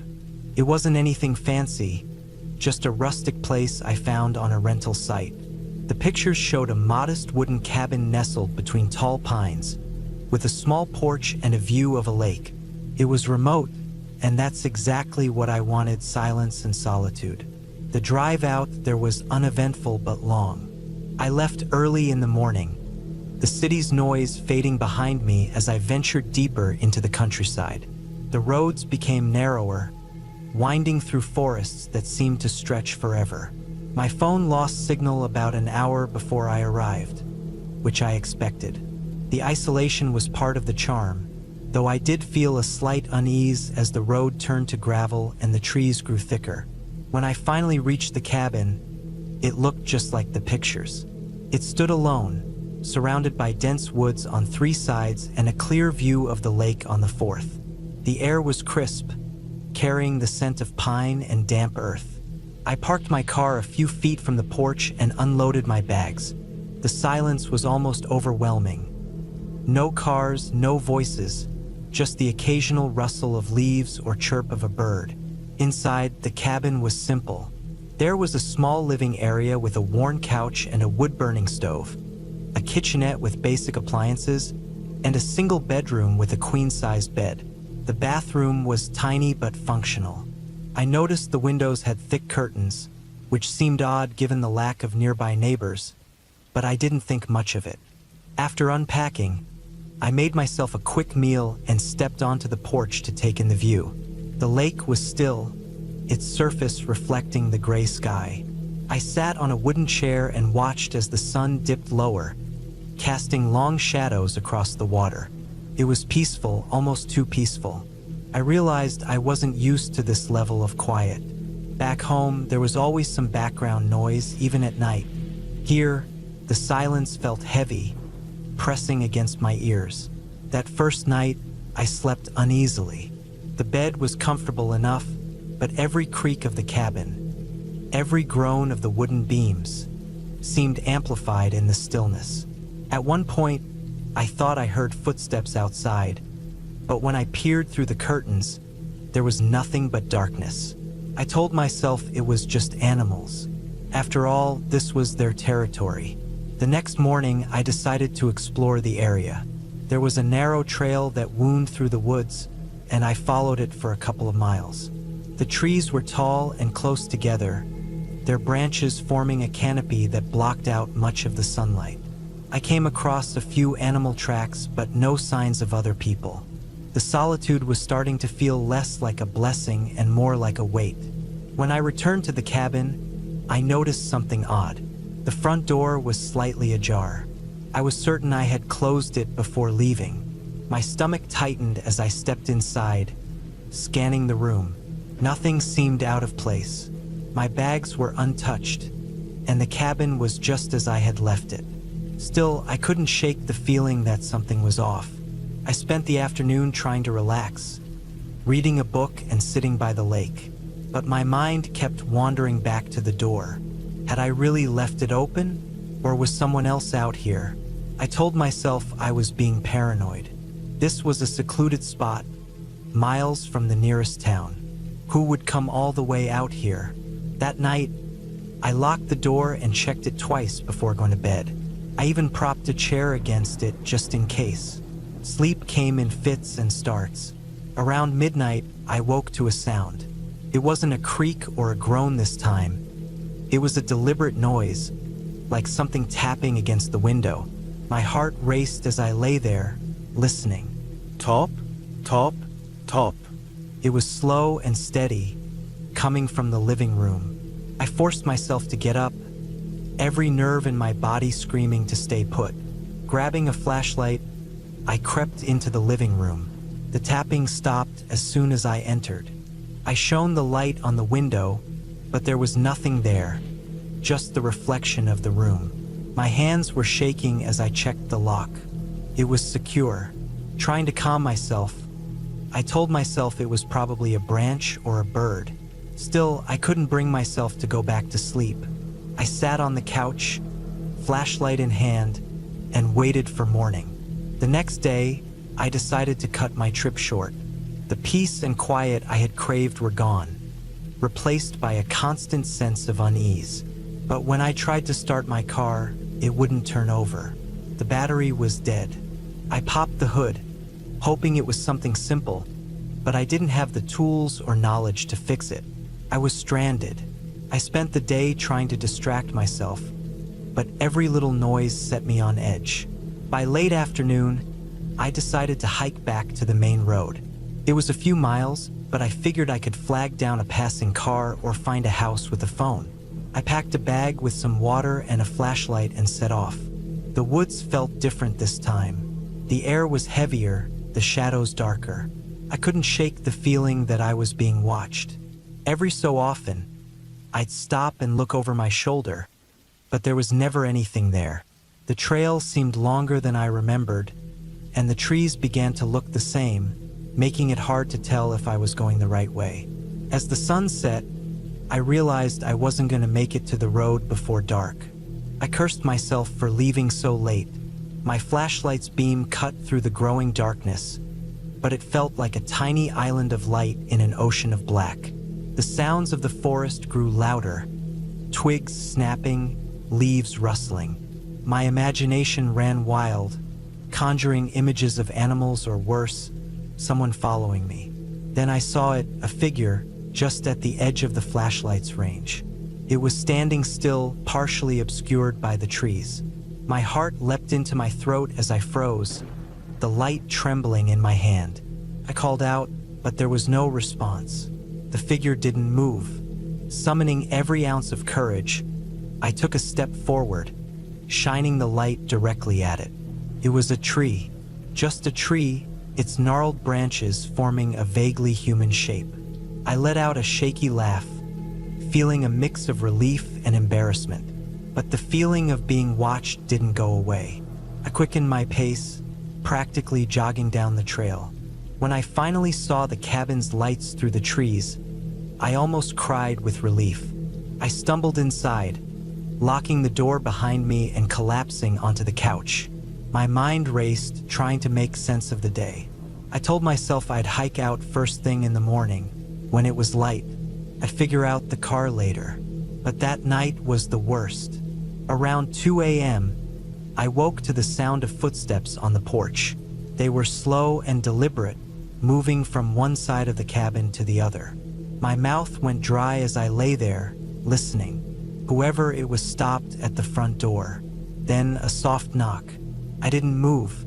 My breathing was shallow, my heart pounding so loudly I was sure they could hear it. The knock came again, louder this time. Then silence. Minutes passed, though it felt like hours.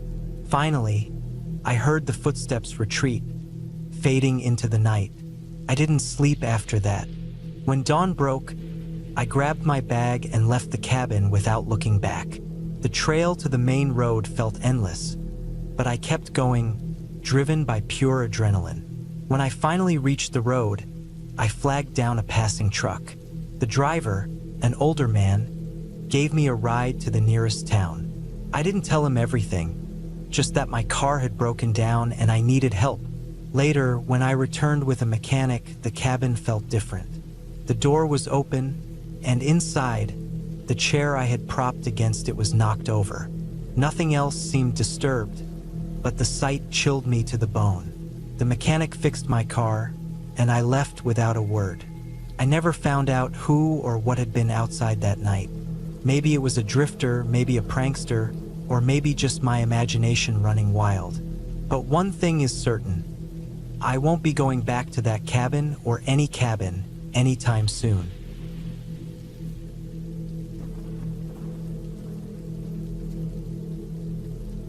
It started as a simple idea for a peaceful getaway. Life had been overwhelming for months, and I felt like I needed to step away from the noise of the city.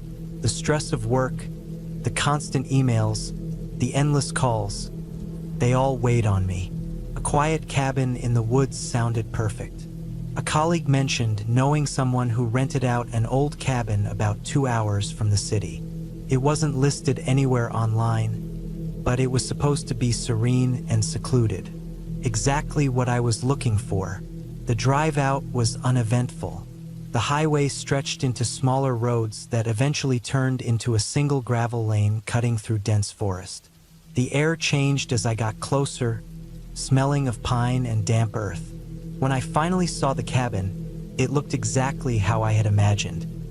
Small, weathered wood, a slanted roof, and a wraparound porch. The place was surrounded by tall trees, their canopies almost blocking out the sky. There was a small clearing in front with a fire pit, and beyond that, nothing but woods. Inside, the cabin was simple but cozy. A single room with a small kitchen, a wood-burning stove, and a bed tucked into the corner. A small bathroom was attached, with just enough space for a shower and toilet. The windows were large, letting in the natural light and offering views of the forest. There was no TV, no Wi-Fi, and my phone barely had a signal. That was fine by me. I wanted to disconnect. The first day passed quietly. I unpacked my things, cooked a simple dinner, and spent the evening reading a book I'd been meaning to start. The only sounds were the occasional rustle of leaves and the distant calls of birds. By nightfall, the forest was completely silent. I hadn't realized how much noise I was used to until I was surrounded by such stillness. It was unnerving at first, but I told myself it was part of the charm. The second day, I decided to explore the area. There was a faint trail that led deeper into the woods, and I followed it for a while. The trees here were massive, their trunks thick with age. The air was cool and damp, and sunlight filtered through the leaves in patches. After walking for about an hour, I stumbled upon a small creek. The water was crystal clear, and I spent some time sitting by it, enjoying the peace. It felt good to be away from everything, to have no responsibilities for a little while. On my way back to the cabin, I noticed something odd. About 20 feet off the trail, there was a pile of rocks stacked in a cone shape. It was deliberate, not something nature had done. Curious, I walked closer. The rocks were smooth, some covered in moss, and they were stacked carefully. It reminded me of cairns, the stone markers hikers sometimes leave, but this one felt different. I couldn't explain why, but it gave me an uneasy feeling. Shrugging it off, I made my way back to the cabin. That night, I couldn't sleep. The stillness of the forest, which had felt calming the day before, now felt oppressive. Every creak of the cabin, every rustle of leaves outside, made me tense. I kept telling myself it was just my imagination, that I wasn't used to this kind of quiet. But there was something else, a nagging feeling that I wasn't alone. I eventually drifted off, but my sleep was restless. The next morning, I found something strange near the cabin. About 10 feet from the porch, there was a single shoe. It was an old, worn-out sneaker, muddy and frayed. It definitely wasn't mine, and I hadn't seen it the day before. I looked around, trying to figure out where it might have come from, but there were no footprints, no signs of anyone else. It didn't make sense. I left the shoe where it was and tried to push it out of my mind. I spent the day close to the cabin, not feeling up to exploring again. I chopped some firewood, made lunch, and tried to read, but I couldn't focus. My thoughts kept drifting back to the shoe and the strange pile of rocks. By evening, I was on edge. The peaceful retreat I'd envisioned was quickly turning into something else. That night, as I was lying in bed, I heard it, faint at first, barely audible over the sound of the wind. It was a tapping sound, like something lightly hitting the side of the cabin. Top, top, top. I froze, my heart racing. I tried to tell myself it was just a branch or an animal, but it didn't stop. The taps were deliberate, spaced out evenly. I sat up, straining to hear more. The tapping moved, now coming from the window nearest the bed. I didn't dare look. The sound continued for what felt like an eternity before stopping abruptly. The silence that followed was deafening. I didn't sleep that night, keeping the flashlight clutched in my hand until the first light of dawn. The next morning, I decided to leave. Whatever was happening, I didn't want to stick around to find out. I packed my things quickly, tossing them into my bag without much care. As I stepped onto the porch, I froze. The shoe was gone. In its place was another pile of rocks, smaller than the one I'd seen on the trail, but just as deliberate. My hands trembled as I loaded my bag into the car. As I started the engine, I glanced back at the cabin one last time. Something moved in the window. It was quick, just a shadow, but it was enough to make me floor the gas. The gravel sprayed as I sped down the lane, not stopping until I was back on the main road. It's been weeks since I left that cabin, but I can't stop thinking about it. The shoe, the rocks, the tapping, none of it makes sense. I told a few people about my experience, but no one has any answers. I've tried to put it behind me, but sometimes, late at night, I think I hear that tapping sound again. Top, top, top. And I wonder if I ever really left that place behind.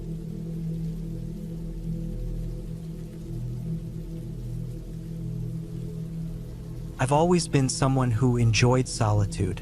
There's something calming about being away from the noise of the world, surrounded by nature. That's why I decided to rent a remote cabin deep in the woods for a week. I wanted to unplug, to disconnect from work emails and social media, and just exist for a while. The idea was to spend the days hiking and the nights reading by the fire. It was supposed to be perfect. The cabin was advertised as off the grid, and it certainly lived up to that description. After driving for hours through increasingly narrow and rough dirt roads, I arrived at the place. It was small but cozy, with weathered wooden walls and a tin roof. The porch faced a dense forest, and there wasn't another house or cabin in sight. The nearest town was about an hour's drive away, and my cell phone had no signal long before I reached the cabin. That didn't bother me. It was what I wanted. Inside, the cabin was sparsely furnished. There was a small kitchen with an old stove and a single sink, a living room with a worn-out couch and a wood-burning stove, and a bedroom with a creaky twin bed. The bathroom was an outhouse about 20 feet from the back door. It felt rustic and authentic, exactly what I'd imagined. The first couple of days were exactly what I needed. I spent hours hiking the nearby trails, admiring the towering pines and the occasional glimpses of wildlife. I saw deer, squirrels, and even a fox. The air was crisp and cool, and the only sounds were the rustling of leaves and the occasional bird call. At night, I'd sit by the fire, listening to the crackling wood and the distant hoot of an owl. It was peaceful, almost idyllic. On the third day, I decided to explore further into the woods. I packed a small backpack with water, a snack, and a flashlight, just in case I ended up staying out longer than planned. I didn't take a map because I figured I'd stay close enough to find my way back easily. The trails were unmarked, but I had a good sense of direction and wasn't too worried. As I walked, the forest grew denser. The trees were taller, their branches intertwined to form a canopy that blocked out much of the sunlight. The ground was covered in a thick layer of moss and fallen leaves, muffling my footsteps. It was beautiful but slightly eerie. There was a stillness to the air, as if the forest were holding its breath. After about an hour of hiking, I stumbled upon something unexpected, a clearing with the remnants of an old campsite. There was a rusted-out metal frame that might have been part of a cot, a collapsed tent, and a long-dead fire pit surrounded by blackened stones. It looked like no one had been there for years. Curious, I poked around, kicking at the debris. I found a moldy old backpack and, inside it, a few faded photographs of a man and a woman smiling at the camera. There was no note or anything to indicate who they were or what had happened. The whole scene felt odd, like it had been abandoned in a hurry. I didn't linger. Something about the campsite unsettled me, and I decided to head back to the cabin. But as I retraced my steps, I started to feel uneasy. The forest seemed different, the trees unfamiliar. I realized I had lost my bearings. I'd been so sure I'd kept track of where I'd come from, but now everything looked the same. I tried not to panic. I had my flashlight and enough daylight left to find my way. I walked in what I thought was the right direction, but the forest seemed endless. The dense trees and underbrush made it hard to see more than a few feet ahead, and I couldn't find any landmarks I recognized. As the sun began to set, my unease grew into fear. The forest, which had felt so serene earlier, now seemed menacing. Every shadow looked like it was moving, and every rustle in the underbrush made me jump. I tried to stay calm, telling myself I'd find my way eventually, but it was no use. I was lost. When darkness fell, I knew I had to stop and wait for morning. Wandering in the dark would only make things worse. I found a spot where the ground was relatively flat and cleared away some leaves to sit down. I had my flashlight and the small snack I'd packed, but the night was cold, and I hadn't brought anything to keep warm. I huddled under my jacket, trying to conserve body heat. The forest at night was alive with sounds. The hooting of owls, the chirping of crickets, and the occasional rustle of something moving through the underbrush. I couldn't see much beyond the beam of my flashlight, and my imagination ran wild. Every sound felt like it was getting closer, and I couldn't shake the feeling that I was being watched. I didn't sleep much that night. The ground was hard and cold, and every noise startled me awake. When the first light of dawn broke through the trees, I felt a wave of relief. I picked myself up, stiff and sore, and started walking again, hoping to find the cabin. After a couple of hours, I stumbled upon a stream.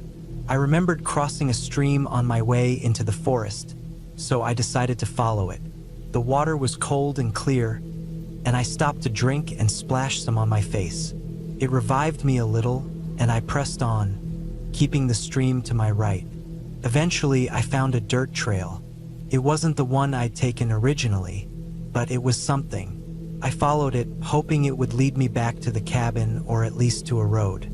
As I walked, I noticed something odd. The trail was littered with broken branches and fresh footprints.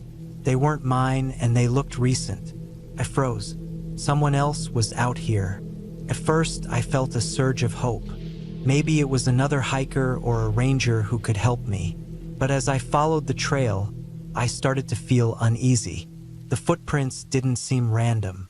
They circled back on themselves and crossed over each other, as if whoever made them had been wandering aimlessly or deliberately trying to confuse anyone who followed. Then I found something that stopped me in my tracks. A crude wooden structure built against a tree.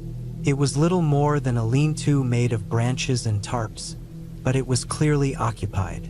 There were empty food cans, a makeshift fire pit, and even a bundle of blankets. Whoever was staying there wasn't far away. I didn't want to stick around to find out who it was.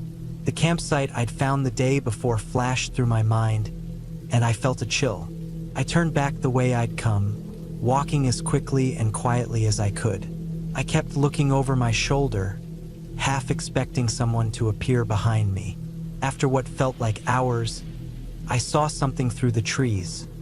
The cabin. Relief washed over me, and I broke into a run. When I reached the porch, I collapsed onto the steps, breathing hard. I felt safe again, but the sense of unease lingered. That night, I couldn't sleep. I kept thinking about the footprints and the lean-to. Who had been out there? Were they still nearby? The forest, which had felt so inviting at first, now seemed like a threat. Every creak of the cabin and every rustle outside made me jump. I kept the flashlight and a kitchen knife by my side, just in case. The next morning, I decided to cut my trip short. I packed up my things and loaded them into the car. As I was about to leave, I noticed something that made my blood run cold. Footprints in the dirt around the cabin. They hadn't been there the day before, and they weren't mine. I didn't waste any time. I got in the car and drove away as fast as I could, not looking back. As I navigated the winding dirt roads, I couldn't shake the feeling that someone was watching me, hidden among the trees. When I finally reached the main road, I felt a sense of relief so profound it almost brought me to tears. I drove straight home, vowing never to go back to that cabin or any other remote place again. The woods might be beautiful, but they're also vast and unforgiving. And sometimes you're not as alone as you think.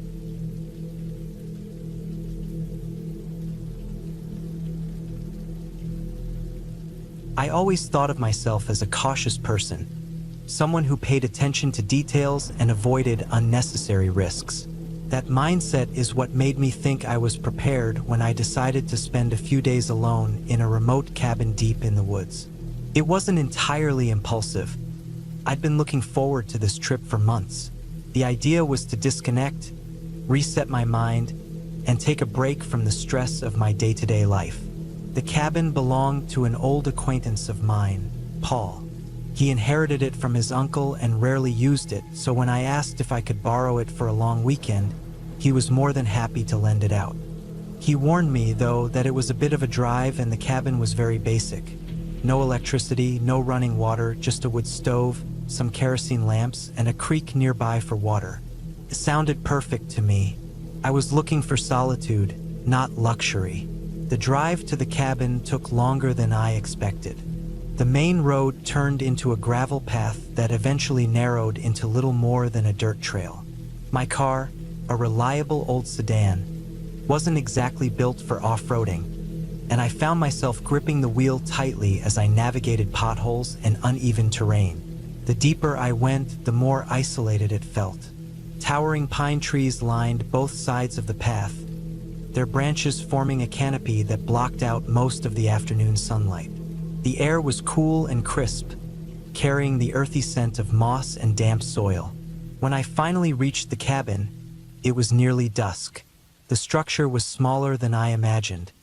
A single-story wooden building with a steeply pitched roof and a small porch out front. The paint had long since faded, and the wood looked weathered but solid. It was clear the cabin had been sitting here for years, untouched by modernity.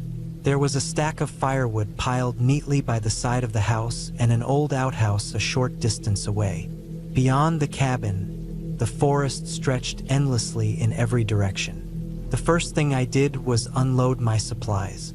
I'd packed light, a sleeping bag, a few changes of clothes, a lantern, matches, canned food, and a portable water filter for the creek. Once I had everything inside, I set about making the place livable. The cabin's interior was as rustic as I expected.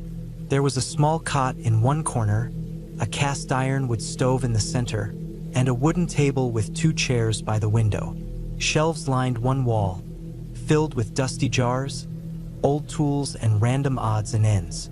It was sparse but cozy in its own way. I spent the first evening settling in. I started a fire in the stove to warm the place up, lit a few kerosene lamps, and opened a can of soup for dinner. Outside, the forest was eerily quiet.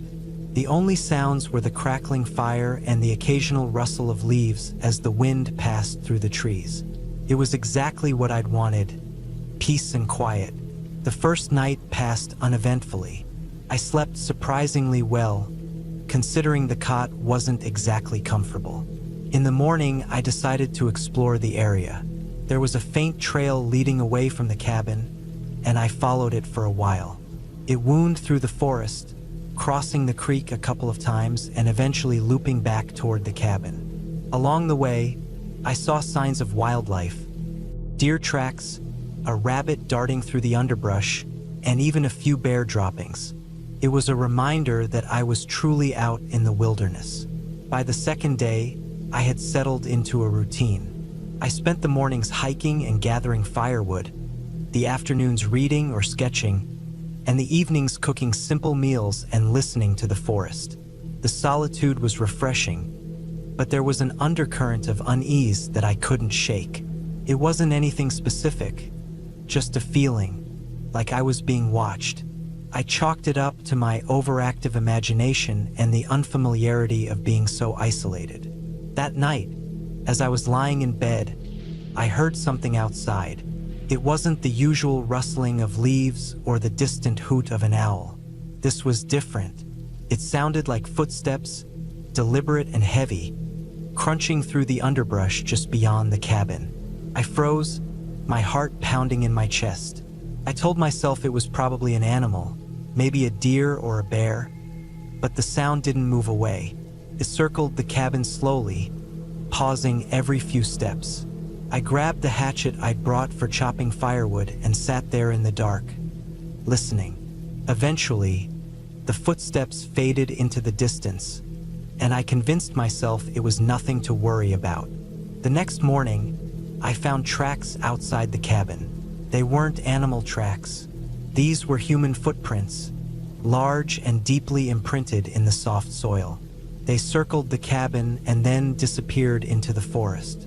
I stared at them for a long time, trying to make sense of what I was seeing. Who would be out here in the middle of nowhere?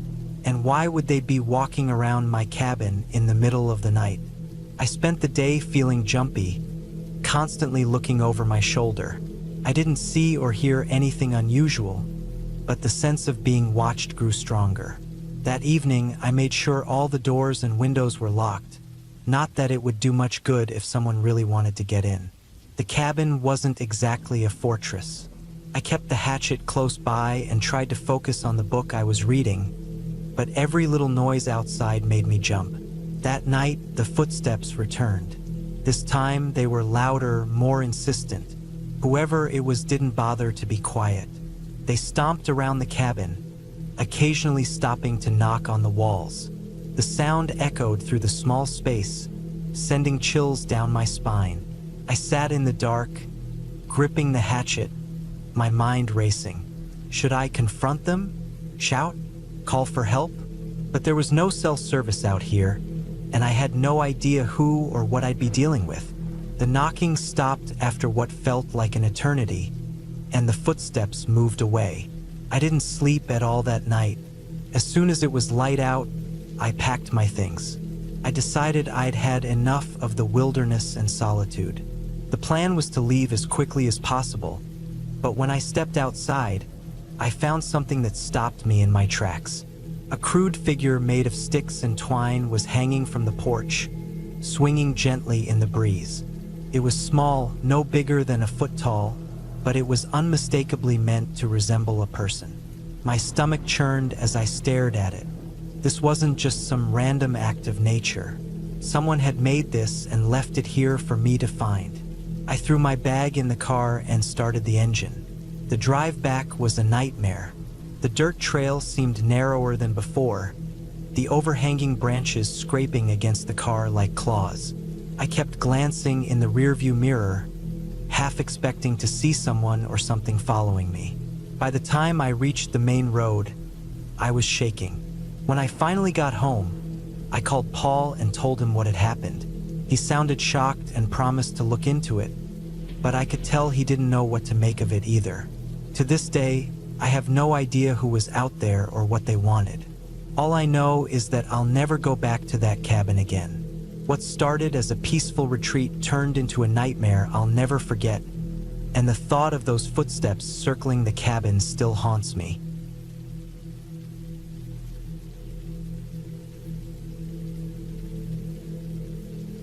When I decided to spend a week alone in a remote cabin, it wasn't some dramatic search for solitude or an escape from city life.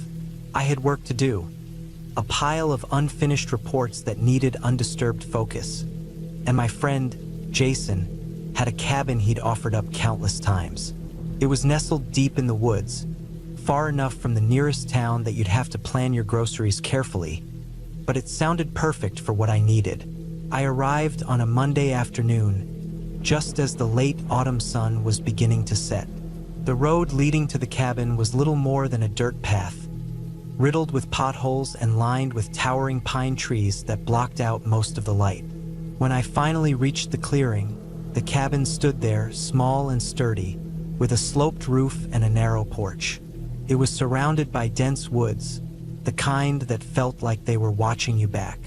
A single chimney puffed out thin trails of smoke from the wood stove Jason had assured me would keep the place warm. Inside, the cabin was simple but cozy. There was a main room with a small kitchen, a wooden dining table, and a worn couch facing a cast-iron stove. A short hallway led to the bedroom and a bathroom that was more functional than comfortable. Jason had left it stocked with firewood, bottled water, and basic supplies. I unpacked quickly, setting up my laptop on the dining table and stacking my papers nearby. The sooner I started, the sooner I could finish. The first night was uneventful. I worked until my eyes felt heavy, ate a quick dinner of canned soup, and climbed into the creaky bed. The silence was almost too much at first. No cars, no distant hum of city life, just the occasional rustling of leaves and the hoot of an owl. But I told myself this was what I needed, a chance to disconnect, focus, and maybe even enjoy a bit of nature. By the second day, I had settled into a routine. Mornings were spent writing. Afternoons were for stretching my legs with short walks around the cabin, and evenings were for reading or staring into the fire. The isolation wasn't as unsettling as I'd feared. It was actually nice, freeing even. But as the days passed, small things began to gnaw at me. It started with noises. At first, I dismissed them as animals. The woods were full of life, and it wasn't unusual to hear branches snapping or leaves crunching underfoot. But there were moments when the sounds felt deliberate, like the steady thud of footsteps rather than the random scurry of a deer or a raccoon. Once, just after midnight, I thought I heard a low, rhythmic tapping against one of the windows. I'd been reading by the fire and froze, my book halfway to my face. I listened, straining to hear it again, but it stopped. Telling myself it was a loose branch swaying in the wind, I went to bed, though it took hours to fall asleep. On the third day, I decided to explore a bit farther during my afternoon walk. The woods were thick, but there were faint trails leading away from the cabin. I followed one of them, crunching through fallen leaves and stepping over gnarled roots. The air was crisp, and the smell of damp earth filled my lungs. After about 20 minutes, I stumbled across something unexpected: an old, abandoned campsite. There was a rusted fire ring, a tattered tarp tangled in the branches, and what looked like the remains of a tent, now collapsed and overgrown with moss. It looked like it hadn't been used in years, but it gave me an uneasy feeling. I couldn't shake the thought of who might have camped here and why they'd left so much behind. Maybe they'd planned to come back and never did. Or maybe something drove them away. I took a few pictures with my phone, thinking I'd show Jason later, and headed back to the cabin. That night, the tapping returned. It was louder this time and unmistakable. I'd closed all the curtains earlier, not wanting to feel exposed in the dark, but now I regretted it. The sound was coming from the window near the kitchen, and my mind raced with possibilities. A bird? A branch? Something else? I stood there, frozen, debating whether to look. Eventually, I grabbed a flashlight and forced myself to pull the curtain aside. The beam of light cut through the glass and into the woods, revealing nothing but trees and darkness. The tapping stopped. By the fourth day, I was on edge. I hadn't slept well, and every creak of the cabin felt amplified. I tried to focus on my work, but my mind kept wandering. I thought about the campsite, the tapping, the feeling of being watched. Around midday, I decided to take another walk, this time sticking closer to the cabin. I circled the perimeter, scanning the ground for tracks or signs of animals. That's when I noticed something strange. Faint, shoe-like impressions in the dirt. They weren't fresh, but they were definitely human. They led toward the cabin and then disappeared, as if whoever made them had turned back. I spent the rest of the afternoon pacing, checking the locks on the doors and windows, and trying to convince myself there was a logical explanation. Maybe a hiker had wandered through and left the prints. Maybe the noises were just my imagination. But deep down, I knew something felt off. That evening, as the sun dipped below the horizon, I built up the fire and double-checked everything. I kept the flashlight within arm's reach and a heavy poker from the stove by my side. The night dragged on, every minute feeling like an hour. Around midnight, the tapping returned. This time, it wasn't just at one window. It moved first to the living room, then to the bedroom, then back to the kitchen. Steady, deliberate, like someone testing the boundaries. I stayed rooted to the couch, gripping the poker tightly. The fire crackled, casting flickering shadows across the room. Then, as suddenly as it had started, the tapping stopped. The silence that followed was deafening. I waited, heart pounding, until the first light of dawn crept through the curtains. By the fifth day, I'd had enough. I packed my things, loaded them into the car, and took one last look at the cabin. The woods felt oppressive, the trees looming over me like silent witnesses. As I drove away, I glanced in the rearview mirror, half expecting to see someone or something watching me go. But there was nothing, just the empty clearing and the cabin, small and unassuming, as if it had never been anything but a quiet retreat. I didn't tell Jason the full story when I returned his keys. I mentioned the noises and the campsite but left out the rest. He laughed it off, saying the woods could play tricks on you when you're alone for too long. Maybe he was right, or maybe some places just weren't meant to be visited alone. Either way, I knew one thing for sure: I wouldn't be going back.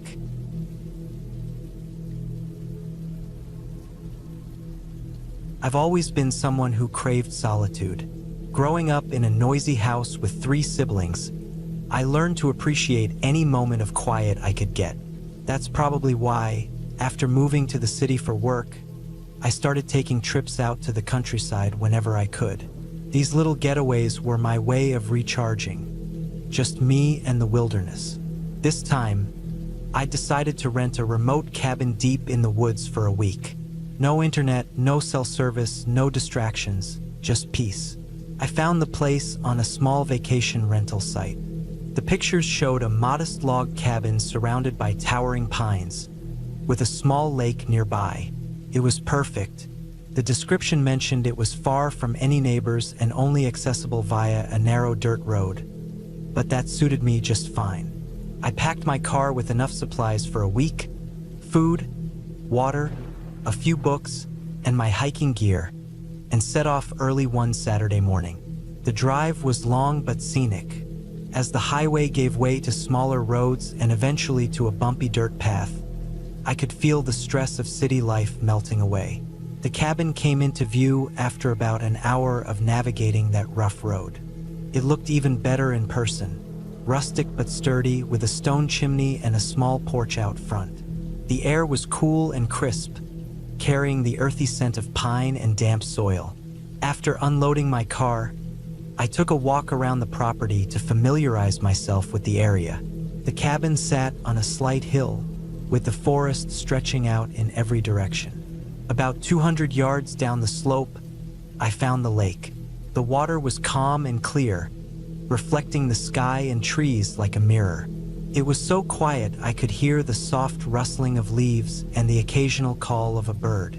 I stood there for a while, just soaking it all in. By the time I got back to the cabin, the sun was starting to dip below the treetops. I lit the wood stove and cooked a simple dinner. After eating, I sat on the porch with a cup of tea, watching the sky turn shades of orange and pink before fading into a deep blue. It was the kind of peace I'd been longing for. The first couple of days passed uneventfully. I spent my mornings hiking through the woods, following faint trails and sometimes just wandering wherever the terrain took me. Afternoons were for reading or napping by the lake. Evenings, I'd cook, then sit by the fire, letting the crackling flames and the chirping of crickets lull me into relaxation. It was exactly what I'd hoped for. On the third day, though, things started to feel off. It began with small things. That morning, while hiking, I came across what looked like an old campsite. There was a fire pit surrounded by blackened rocks, a few rusty cans, and some torn fabric hanging from a branch. It didn't seem like anyone had been there recently, but it gave me an uneasy feeling. Still, I brushed it off. People camp in the woods all the time, I told myself. Nothing strange about that. Later, as I was chopping wood for the stove, I thought I heard footsteps in the forest. Not the soft padding of animals, but the deliberate crunch of boots on leaves. I stopped and listened, holding my breath. The sound came again, faint but distinct. I called out, "Hello?" hoping it was just a hiker who'd wandered too close to the cabin. There was no reply, and after a few moments, the footsteps stopped. I stood there for a while, axe in hand, scanning the trees. Nothing moved. Eventually, I went back to chopping, but I couldn't shake the feeling that I was being watched. That night, I had trouble sleeping.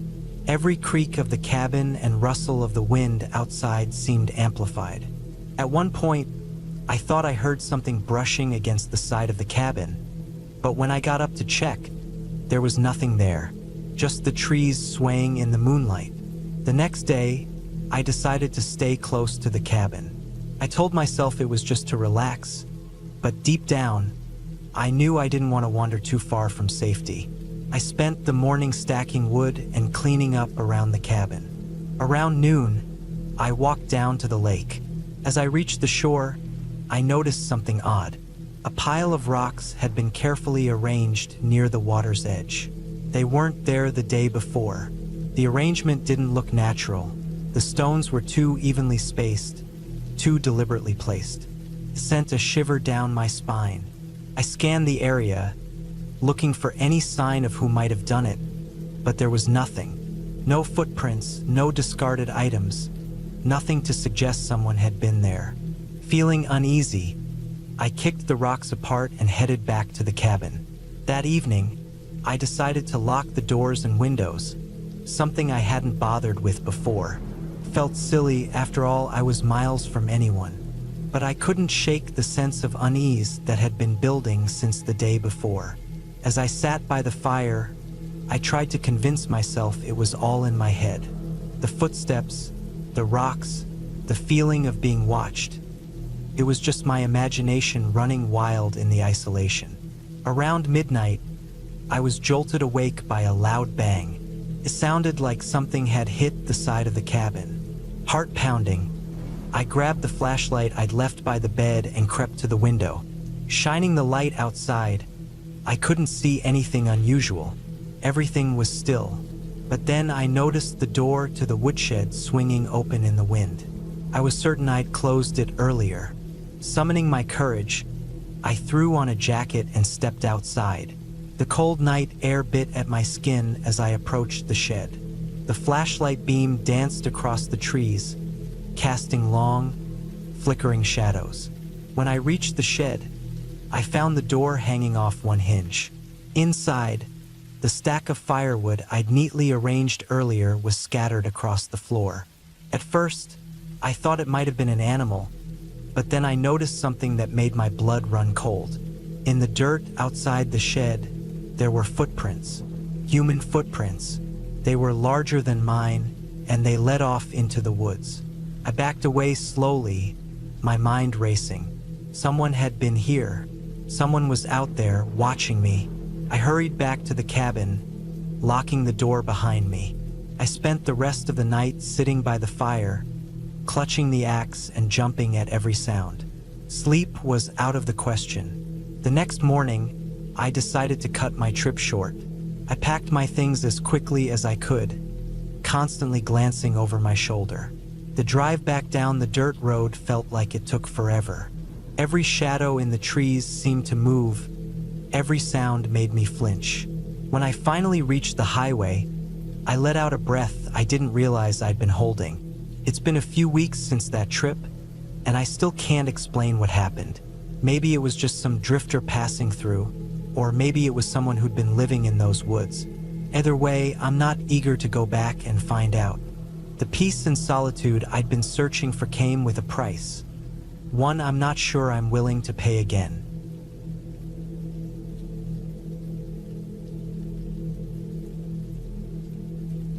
It started with a simple plan. A weekend escape to a cabin deep in the woods. I'd rented it online after seeing pictures of a cozy wooden retreat surrounded by endless trees. The listing promised solitude, fresh air, and a chance to disconnect from everything. Exactly what I needed. My life had been a whirlwind of stress lately. Work deadlines piled up, my phone never stopped buzzing, and I couldn't remember the last time I'd gotten a full night's sleep. The thought of spending a couple of days away from it all sounded perfect. The cabin was about a 3-hour drive from the city. The last stretch was on a dirt road that seemed to go on forever, snaking deeper into the forest. The further I drove, the denser the trees became. The air smelled of pine and damp earth, and the sunlight barely broke through the thick canopy overhead. By the time I reached the cabin, the sun was low in the sky, casting long shadows across the clearing where the cabin sat. The place looked exactly like the pictures.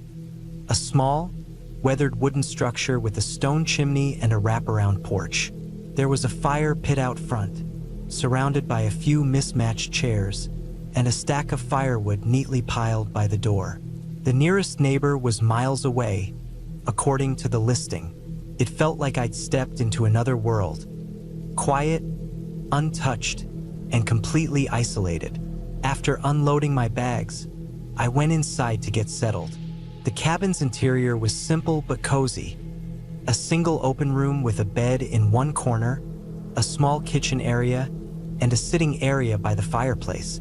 There were a few shelves lined with books and board games, and a rug that looked like it had seen better days. The windows were small, but they offered a view of the forest outside. Everything about the place felt rustic and charming. I spent the first evening unwinding. I cooked a simple dinner, lit a fire in the fireplace, and settled into a worn armchair with a book. The only sounds were the crackling of the fire and the occasional rustle of wind through the trees. It was exactly what I'd hoped for, peaceful and quiet. By the time I crawled into bed, I felt more relaxed than I had in weeks. But that peaceful feeling didn't last. I woke up in the middle of the night to a strange sound. At first, I couldn't place it. A faint scratching noise, like something brushing against the side of the cabin. My heart raced as I lay there in the dark, straining to hear. The noise came again, soft but deliberate, and I realized it was coming from outside. I told myself it was probably just an animal, a raccoon or maybe a stray branch scraping against the wood. But the sound didn't stop. I got out of bed and crept to the window, peeking through the curtains.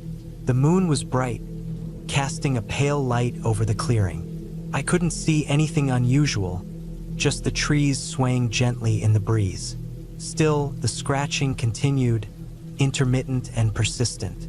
I checked the locks on the door and windows, reassured myself that I was safe, and eventually went back to bed. The sound faded after a while, and I drifted back to sleep. The next morning, I tried to brush off the incident. The sun was shining, and the forest felt inviting in the daylight. I spent the day hiking on a nearby trail, taking in the scenery and enjoying the fresh air. It was exactly what I needed to clear my head. By the time I returned to the cabin, I'd almost forgotten about the scratching. That night, though, it happened again. The same faint, persistent scratching coming from outside the cabin. This time, I felt a knot of unease in my stomach. I grabbed a flashlight and decided to take a look. Stepping out onto the porch, I shivered as the cold night air hit me. The forest was eerily quiet, the kind of silence that made every little sound seem amplified. I shone the flashlight around the clearing, but there was nothing there. No animals, no branches close enough to the cabin to be causing the noise. Still, I couldn't shake the feeling that something was off. I went back inside, locked the door, and tried to convince myself it was nothing. But sleep didn't come easily that night. The next day, I noticed something strange. Near the corner of the cabin, where I'd heard the scratching, the ground looked disturbed. The dirt was loose, as if it had been dug up. There were no clear tracks, just an area where the soil looked like it had been recently moved. I stared at it for a long time, trying to make sense of it. Maybe an animal had been digging there? That would explain the noise, I thought. But the disturbed area was larger than what I'd expect from a small animal. As the day went on, my unease grew. I couldn't stop thinking about the scratching, the disturbed ground, and the strange quietness of the forest. Even the sunlight didn't feel comforting anymore. I started to notice how isolated I truly was. If something happened out here, no one would know. No one would hear me. That night, the scratching returned, louder and more insistent than before. I lay in bed, heart pounding, as the sound moved along the wall of the cabin. It wasn't just one spot anymore. It seemed to circle the cabin, as if something was deliberately moving around the perimeter. I couldn't take it anymore. I grabbed the flashlight and my phone and stepped outside. The air was freezing, and the forest seemed darker than ever. I shone the flashlight around, my breath visible in the cold night air. For a moment, everything was still. Then, I noticed something near the edge of the clearing. The beam of my flashlight caught movement. A figure, barely visible, slipping into the shadows of the trees. Panic surged through me. I shouted, but the figure didn't respond. They were gone, swallowed by the darkness of the forest. My hands shook as I backed toward the cabin, locking the door behind me. I tried calling for help, but my phone had no signal. I was completely alone. The rest of the night was a blur of fear. I sat by the fire, clutching a kitchen knife, listening for any sign of movement outside. The scratching didn't return, but I couldn't shake the image of the figure I'd seen. Who were they? What were they doing out here?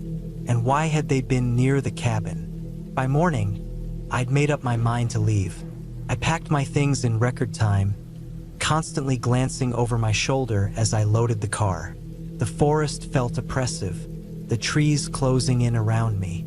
As I drove away, I kept checking the rearview mirror, half expecting to see someone following me. When I finally reached the main road, I felt a wave of relief. The tension in my chest eased, and I realized how tightly I'd been gripping the steering wheel. I drove straight home, vowing never to go back to that cabin again. Later, I tried to find out more about the area. I searched online, looking for any reports of strange activity near the cabin, but I didn't find anything. The listing was still up, with glowing reviews from other visitors. No one else seemed to have experienced what I did. To this day, I don't know who or what was outside the cabin that night. Maybe it was just a trespasser, someone passing through the woods. Or maybe it was something more sinister. Whatever the case, I learned one thing. Solitude isn't always peaceful. Sometimes it's downright terrifying.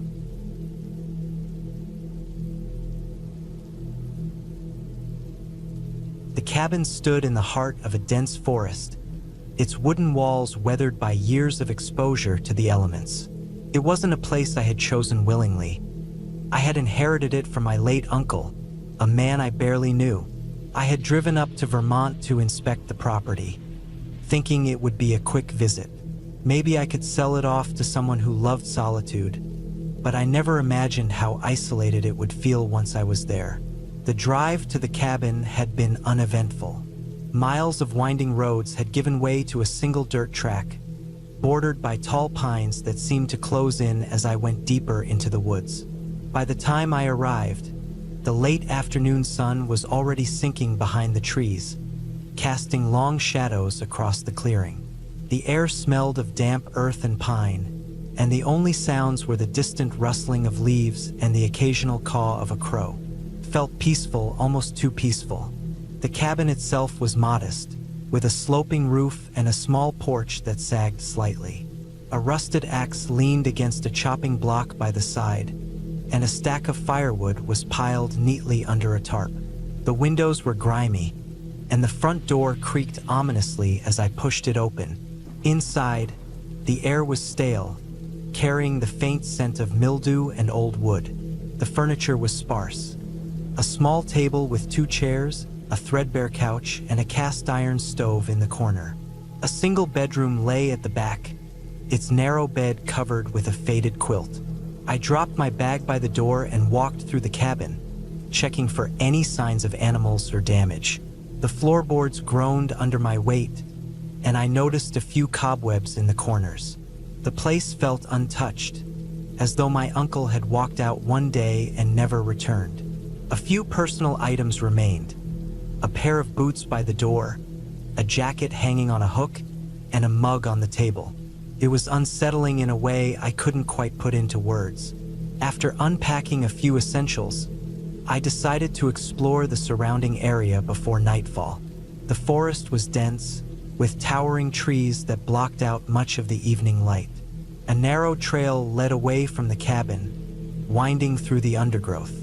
I followed it for a while, listening to the sounds of the forest, the rustle of leaves, the chirping of crickets, and the occasional snap of a twig underfoot. There was no sign of other people, no distant hum of cars or voices. It was just me and the wilderness. By the time I returned to the cabin, the sun had set and the temperature had dropped. I lit a fire in the stove, its warmth filling the small space. I cooked a simple meal on a portable camping stove I had brought with me and ate in silence, the crackling of the fire my only companion. Outside, the darkness was absolute, the kind that only exists far from city lights. I tried to read a book I'd packed but found it hard to concentrate. My mind kept wandering back to the eerie silence of the forest. When I finally went to bed, I couldn't shake the feeling that something was off. The cabin creaked and groaned as it settled, and every noise seemed amplified in the quiet. At one point, I thought I heard footsteps outside, but when I got up to look through the window, there was nothing but darkness. I told myself it was just an animal, maybe a deer or a raccoon. Still, I couldn't shake the unease. The next morning, I decided to explore further. I packed a small bag with water and snacks and followed the trail from the previous evening. It led deeper into the woods, winding through thick undergrowth and over small streams. After an hour or so, I came across a clearing with an old, dilapidated shack. It looked even older than the cabin, with its roof caved in and walls covered in moss. Curious, I approached it cautiously, peering through the broken windows. Inside, I saw remnants of furniture, a rusted stove, and a pile of rotting wood. It didn't look like anyone had been there in decades. As I turned to leave, I noticed something on the ground near the shack. It was a set of footprints, fresh and unmistakable. They weren't mine. They were larger and pressed deeply into the soft earth. My heart began to race as I scanned the area, but there was no sign of anyone. The forest around me was silent, too silent. I felt an overwhelming urge to leave, so I hurried back to the cabin, constantly glancing over my shoulder. Back at the cabin, I locked the door and sat by the window, watching the trail for any sign of movement. Hours passed, and nothing happened.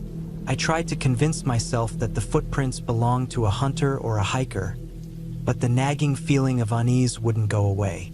That night, I barely slept, jumping at every noise. The next day, I decided to cut my trip short. I packed my things and loaded them into the car, eager to leave the cabin behind. But when I tried to start the engine, it wouldn't turn over. I checked under the hood, but nothing seemed obviously wrong. I wasn't much of a mechanic, and with no cell service, I couldn't call for help. Frustrated, I decided to walk to the nearest town, which was about 10 miles away according to the map. I started down the dirt road, the forest pressing in on either side. The air was heavy with the smell of pine and damp earth, and the sound of my footsteps seemed unnaturally loud. After a few miles, I noticed something strange. The road, which had been clear earlier, was now littered with branches and debris as though a storm had passed through. I hadn't heard any wind or rain, and the sky was clear. It didn't make sense. As I continued, I began to feel like I was being watched. I couldn't shake the sensation, and every so often, I would stop and turn around, only to find the road empty. The forest seemed to close in tighter with every step, the trees casting long shadows across the path. My pace quickened, driven by a growing sense of urgency. When I finally reached the town, I was exhausted and on edge. I found a small gas station with a payphone and called for a tow truck. While I waited, I told the clerk about the strange occurrences, but he just shrugged and said the woods could be eerie sometimes. "People get spooked out there," he said, as if that explained everything. The tow truck driver arrived an hour later and drove me back to the cabin. He looked around uneasily as we approached. "This place gives me the creeps," he muttered under his breath. He managed to get my car started, and I didn't waste any time leaving. As I drove away, I glanced in the rearview mirror, half expecting to see someone or something watching me from the trees. But there was nothing. It's been weeks since that trip, and I can't get the experience out of my mind. The cabin is still in my name, but I have no intention of going back. Whatever was out there, whether it was a person or just my imagination, I don't want to find out. The woods have their secrets, and some are better left undisturbed.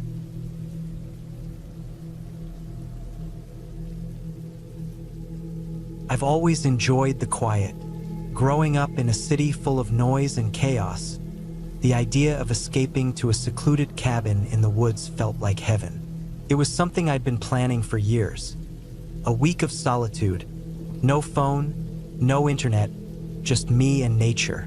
When I finally found the perfect spot, a small, one-bedroom cabin nestled in a dense forest miles away from the nearest town, I booked it without hesitation. The drive to the cabin was peaceful, the kind of scenic route that forces you to slow down and appreciate the world around you. The last stretch was a dirt road, winding through towering trees that formed a canopy overhead. The cabin appeared at the end of the path, a rustic structure with a stone chimney and a wraparound porch. It looked exactly like the pictures online. I parked my car, grabbed my bags, and stepped inside. The interior was cozy, with wooden walls and a stone fireplace. There was a small kitchen, a living area with a couch and a coffee table, and a bedroom in the back. The windows were large, letting in plenty of natural light during the day. It was perfect. I unpacked my things, stocked the fridge with the groceries I'd brought, and set up my gear. I'd brought a notebook to jot down thoughts, a few books to read, and a camera to capture the beauty of the forest. This was going to be my week to disconnect and recharge. The first day was uneventful. I spent the morning exploring the area around the cabin. There was a small creek nearby, and the sound of running water was soothing. I hiked for a couple of hours, following trails that seemed rarely used. The forest was dense, with trees so tall that their tops disappeared into the sky. The air was crisp and clean, and the only sounds were the rustling of leaves and the occasional bird call. It was exactly what I needed. By the time I returned to the cabin, the sun was beginning to set. I made myself a simple dinner and sat on the porch, watching as the sky turned shades of orange and pink. The stillness was almost eerie, but in a comforting way. As night fell, the forest became pitch black, the kind of darkness you don't experience in the city. I lit a fire in the fireplace and settled in with a book. The quiet was absolute, broken only by the crackling of the fire. The second day started much like the first. I woke up early, brewed a cup of coffee, and sat on the porch to watch the sunrise. The forest seemed to come alive in the morning light, with animals scurrying about and birds singing. I decided to explore a bit further that day, venturing deeper into the woods. I'd marked my path with small ribbons tied to branches, a trick I'd learned from a hiking guide. It was easy to lose your sense of direction in a place like this. About an hour into my hike, I came across something strange. It was a clearing with a large tree in the center, its trunk scarred with deep grooves. The ground around it was covered in disturbed earth, as if something had been digging. It felt out of place, almost unnatural. I'm not a superstitious person, but there was something about that tree that made me uneasy. I took a few pictures and moved on, not wanting to linger. That night, I couldn't shake the feeling of unease. I told myself it was nothing, just my imagination playing tricks on me.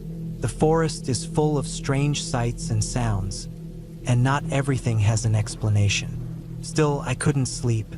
I kept hearing noises outside, faint rustling and the occasional snap of a twig.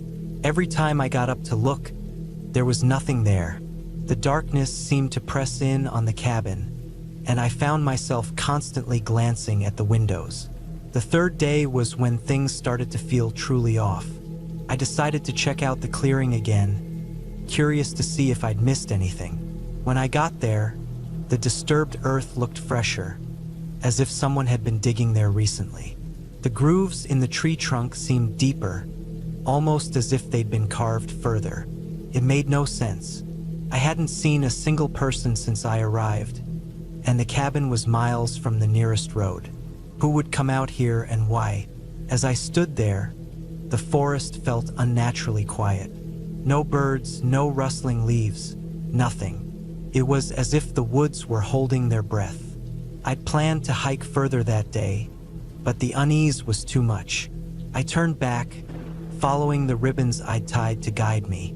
Halfway back to the cabin, I noticed one of the ribbons was missing. At first, I thought I'd simply missed it, but as I kept walking, I realized several were gone. Someone had removed them. By the time I reached the cabin, I was on edge. I locked the doors and windows, something I hadn't bothered to do before. The rest of the day passed in a blur. I couldn't focus on anything, constantly checking outside and listening for sounds. That night, the noises returned. This time, they were louder, closer. I heard what sounded like footsteps circling the cabin, slow and deliberate. I stayed up all night, clutching the fireplace poker, my eyes glued to the door. When morning finally came, I decided to leave. The cabin had lost its charm, and I no longer felt safe. I packed my things quickly and loaded them into the car. As I was about to start the engine, I noticed something on the porch. It was one of the ribbons I'd tied during my hike, neatly folded and placed on the steps. My blood ran cold. Someone had been there watching me. The drive back to civilization was nerve-wracking. I kept glancing in the rearview mirror, half expecting to see someone following me. When I finally reached the main road, I felt a wave of relief. I didn't stop until I was back in the city, surrounded by people and noise. I never reported what happened. What would I say? That someone had removed some ribbons and left one on my porch? It sounded ridiculous, but I knew what I'd experienced. To this day, I can't explain what happened during those 3 days at the cabin. I've tried to rationalize it, telling myself it was just some prankster or a fellow hiker. But the look of that clearing, the missing ribbons, the footsteps, it all felt deliberate, targeted. I haven't been back to the woods since, and I've given up on the idea of a secluded getaway. The quiet that I once craved now feels suffocating, filled with unseen eyes and unheard whispers. Some places I've realized are better left alone.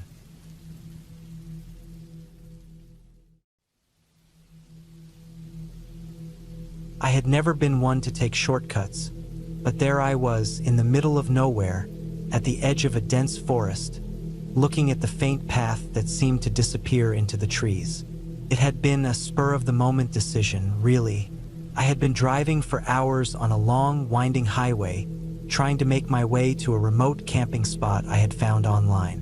The plan had been simple: find the spot, set up camp, and enjoy a few peaceful days away from everything. But things never go according to plan, do they? It was late afternoon by the time I turned off the main road and onto a dirt trail that led deeper into the woods.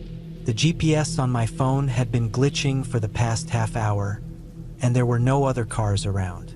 I wasn't exactly in the middle of nowhere yet, but I could tell I was getting closer. I passed a few old cabins. Some looked abandoned. Others seemed lived in, but with no signs of life. As I continued down the road, the trees seemed to close in on both sides, their dense foliage blocking out the last bit of sunlight. I wasn't sure what I was expecting, but the place had an eerie feeling to it. Not that it was dangerous, just off. The trees were too quiet, and the air felt thicker than it should have.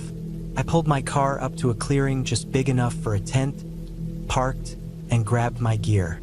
I hadn't seen anyone for miles. The isolation was what drew me to this spot in the first place. But now, with no one around, I felt strangely exposed.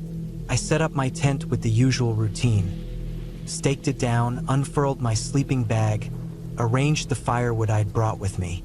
There wasn't much to the place. The clearing was small, and aside from the tall trees, all I could see was the edge of the forest and the narrow trail that led back to the dirt road. There wasn't any noise either. No wind, no birds, nothing. It was quiet, too quiet. I decided to start a fire. The evening chill had begun creeping in, and the crackle of flames would at least give me something to focus on. I sat on a log beside the fire, staring at the flames and wondering if this had been such a good idea after all. My phone still had no signal, and I couldn't shake the feeling that I was being watched. It was probably just my imagination, I thought, but the feeling wouldn't go away. As night settled in, I did my best to ignore the unsettling stillness around me.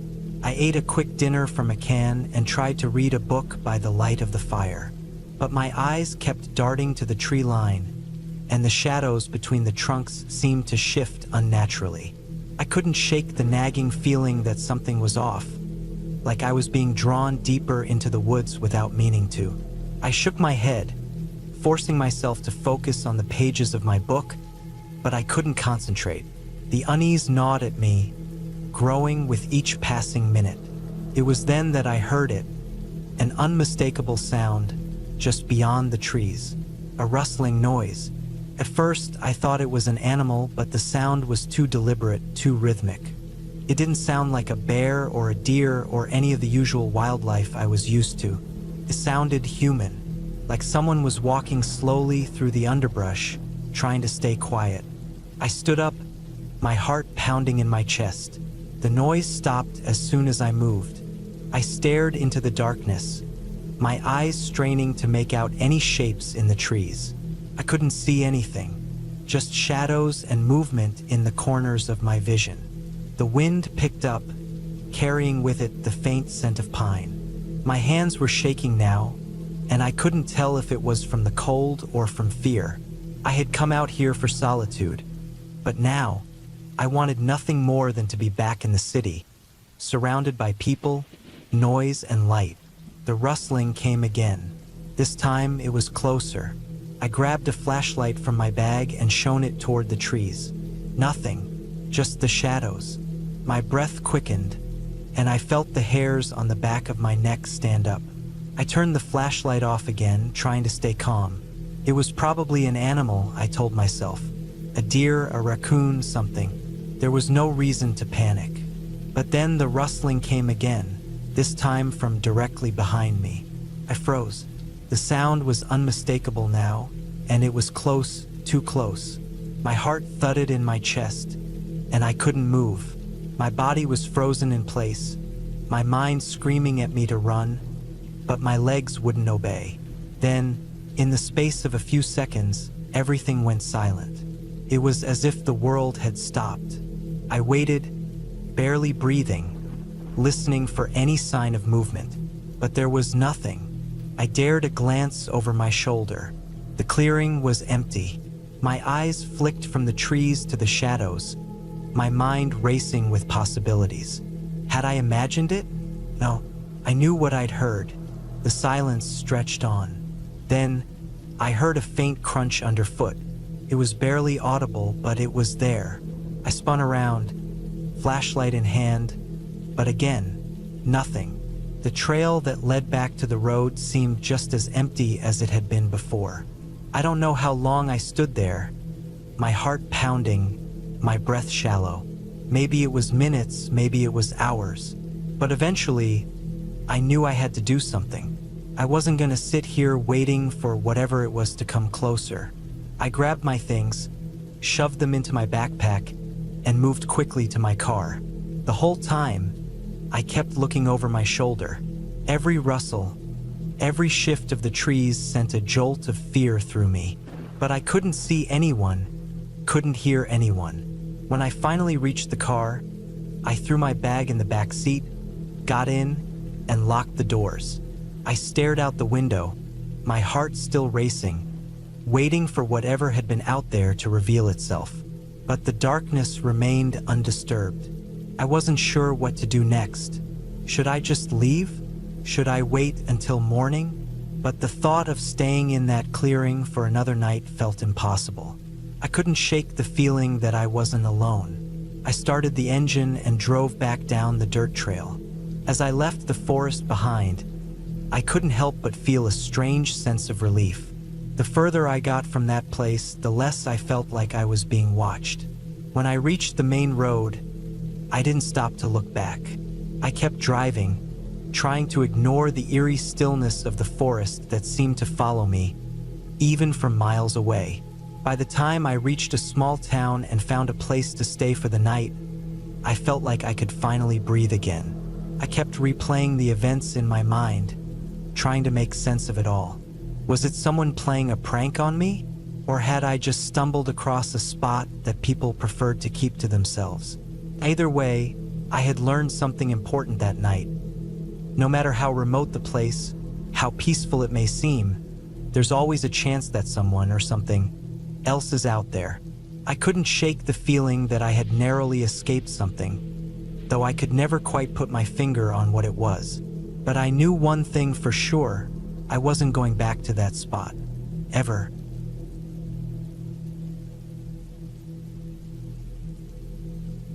I had always liked the idea of solitude. It was part of the reason I went out to the remote cabin in the middle of nowhere that weekend. I wanted a break from the constant noise and chaos of everyday life. No phones ringing, no emails, no pressure.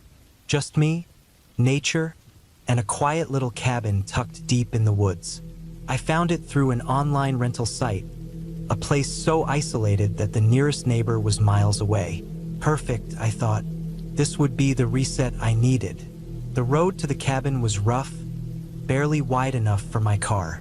I passed through dense trees, feeling like I was entering another world with every turn. The last stretch of the road was more like a trail, and I had to park the car and hike a little before I finally reached the cabin. It looked exactly as I imagined, sitting there on the edge of a small, quiet clearing, surrounded by towering pines and thick underbrush. No one else in sight. It was almost too perfect. Inside, the cabin was small but cozy. A single bedroom with a soft bed, a small kitchen with just enough to cook a meal, and a living room with a fireplace. The wooden beams on the ceiling creaked as I settled in, and the only sound outside was the wind whispering through the trees. I felt at peace, finally free from the stress of the outside world. The first day went by uneventfully. I went for a walk through the woods, breathing in the fresh air and enjoying the quiet. The forest around me was thick, so much so that I couldn't see much beyond a few feet in front of me. It was beautiful, though, the kind of beauty that made you feel small but connected to something much bigger than yourself. I found a small stream, sat by it for a while, and listened to the water trickling over the rocks. That night, as the sun set, the temperature dropped. I sat in front of the fire with a cup of tea, watching the flickering flames. The cabin was warm and inviting, the perfect refuge from the cool night outside. I had the place to myself, and that was all that mattered. But around midnight, something strange happened. At first, it was just a noise in the distance, something that caught my attention. It sounded like something large moving through the trees. I stood still for a moment, trying to pinpoint the source of the sound, but it was hard to tell. The forest was so thick, and the shadows made it hard to see anything clearly. I shrugged it off. Maybe it was just a deer or a bear, I thought. The animals around here could be loud when they moved through the brush. Then I heard it again, closer this time. A heavy rustling, like something big was pushing through the underbrush. I listened intently, my heart beginning to race a little. It was so quiet here, and the sound seemed out of place. It wasn't a bear, or at least it didn't sound like one. Bears don't move like that. I grabbed a flashlight from the counter and stepped outside, standing on the porch for a moment, listening. The wind had died down, and the forest was eerily still. The noise had stopped, but the feeling of being watched settled over me. I couldn't shake the sensation that I wasn't alone. I called out into the darkness, my voice breaking the silence, but there was no response. The trees seemed to press in closer, their branches swaying just slightly, as if they were trying to hide something. I shone the flashlight into the woods, trying to catch a glimpse of whatever it was. But all I saw was the darkness, the beam of light dancing over the trunks of trees. I stood there for a few moments, unsure of what to do. Should I go inside and lock the door? Should I wait and see if the noise returned? I decided to head back inside, but as I turned to go, I noticed something that made my stomach drop. The footprints. There were fresh prints in the soft earth just outside the cabin, large and heavy, like a person had been standing there not long ago. I froze, the flashlight trembling in my hand. These weren't animal tracks. They were human, or at least they looked like they could be. But there was no one for miles around. No one at all. I quickly bolted the door behind me and locked the windows, my mind racing. Who would be out here? And why were they so close to the cabin? The possibility of someone being out there, watching me, made my skin crawl. I tried to shake it off, telling myself I was being paranoid. Maybe it was just someone else staying nearby, or maybe the tracks had been there longer than I thought. But deep down, I knew that wasn't true. The prints were fresh, and they led straight up to the cabin. The rest of the night passed in a blur. Couldn't sleep. Every creak of the cabin, every shift of the wind outside, had me jumping. I sat up in bed, the flashlight on the nightstand beside me, my eyes flicking to the windows every few seconds. The silence was deafening, broken only by the occasional crackling from the fireplace. At some point, I must have drifted off to sleep, because the next thing I knew, I was waking up to the first light of dawn. I felt groggy and disoriented, but also relieved. It was daylight and I had survived the night. But the moment I stepped outside, my stomach dropped again.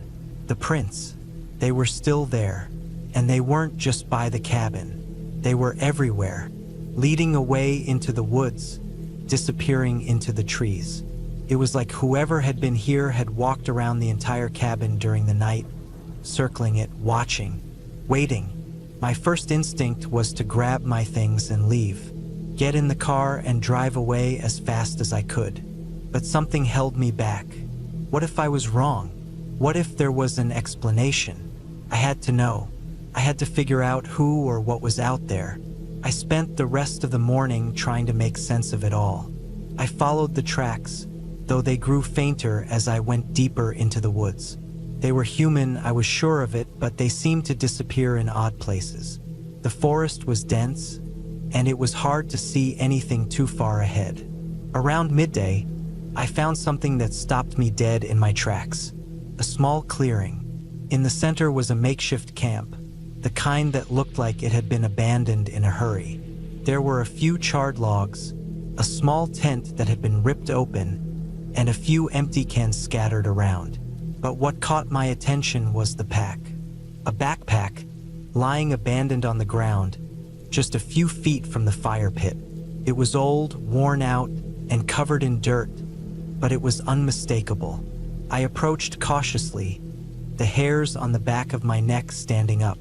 This was real. Someone had been out here. Someone had been close to the cabin. I opened the pack carefully, my fingers trembling. Inside, I found only a few supplies. A water bottle, some granola bars, and a map. But the map wasn't of the area I was in. It was an old topographic map, showing places I didn't recognize, roads that didn't exist anymore, and markings that seemed out of place. My heart raced. Whoever had been out here was preparing for something big. I didn't know what to do. I wanted to stay and figure it out, but my instincts screamed at me to leave, to get back to my car and never look back. That's exactly what I did. I didn't waste any more time. I grabbed the backpack and headed back toward the cabin, my thoughts running wild. What did this mean? Who was out there? And why hadn't they come back for their stuff? I packed my things as quickly as I could, barely taking the time to make sure I had everything. I didn't care about the cabin anymore. I just needed to get out. I drove away, not once looking back. As I left, the weight of the silence behind me seemed to follow. No sounds of birds, no rustling leaves, just an oppressive quiet that hung in the air. As I drove down the long, winding road, I finally started to feel the tension in my shoulders release. The further I got, the more I felt like I could breathe again. I was almost to the main road when I passed a truck, a big, black truck that I hadn't seen on my way in. It didn't register at first, but then I saw the man standing by it. He was tall, with dark clothes and a grim expression. He didn't look at me, but I swear I felt his eyes on me. I didn't stop. I didn't even slow down. I just kept driving, not looking back. When I finally reached the main highway, I pulled into the nearest gas station, my hands shaking. I had to call the rental agency. They needed to know what happened. But when I tried to explain, the person on the other end of the phone sounded confused. No one was supposed to be out there. No one. They offered to send someone to check the cabin, but I didn't care. I was done. I was so done. I haven't gone back to that cabin. I haven't even been back to that area. I don't know who or what was out there. Maybe it was just someone else like me trying to get away from the world. Or maybe it was something else, something I don't want to think about. But whatever it was, I'm glad I'm far away from it. The woods may be beautiful, but they hold secrets. And some secrets are better left undisturbed.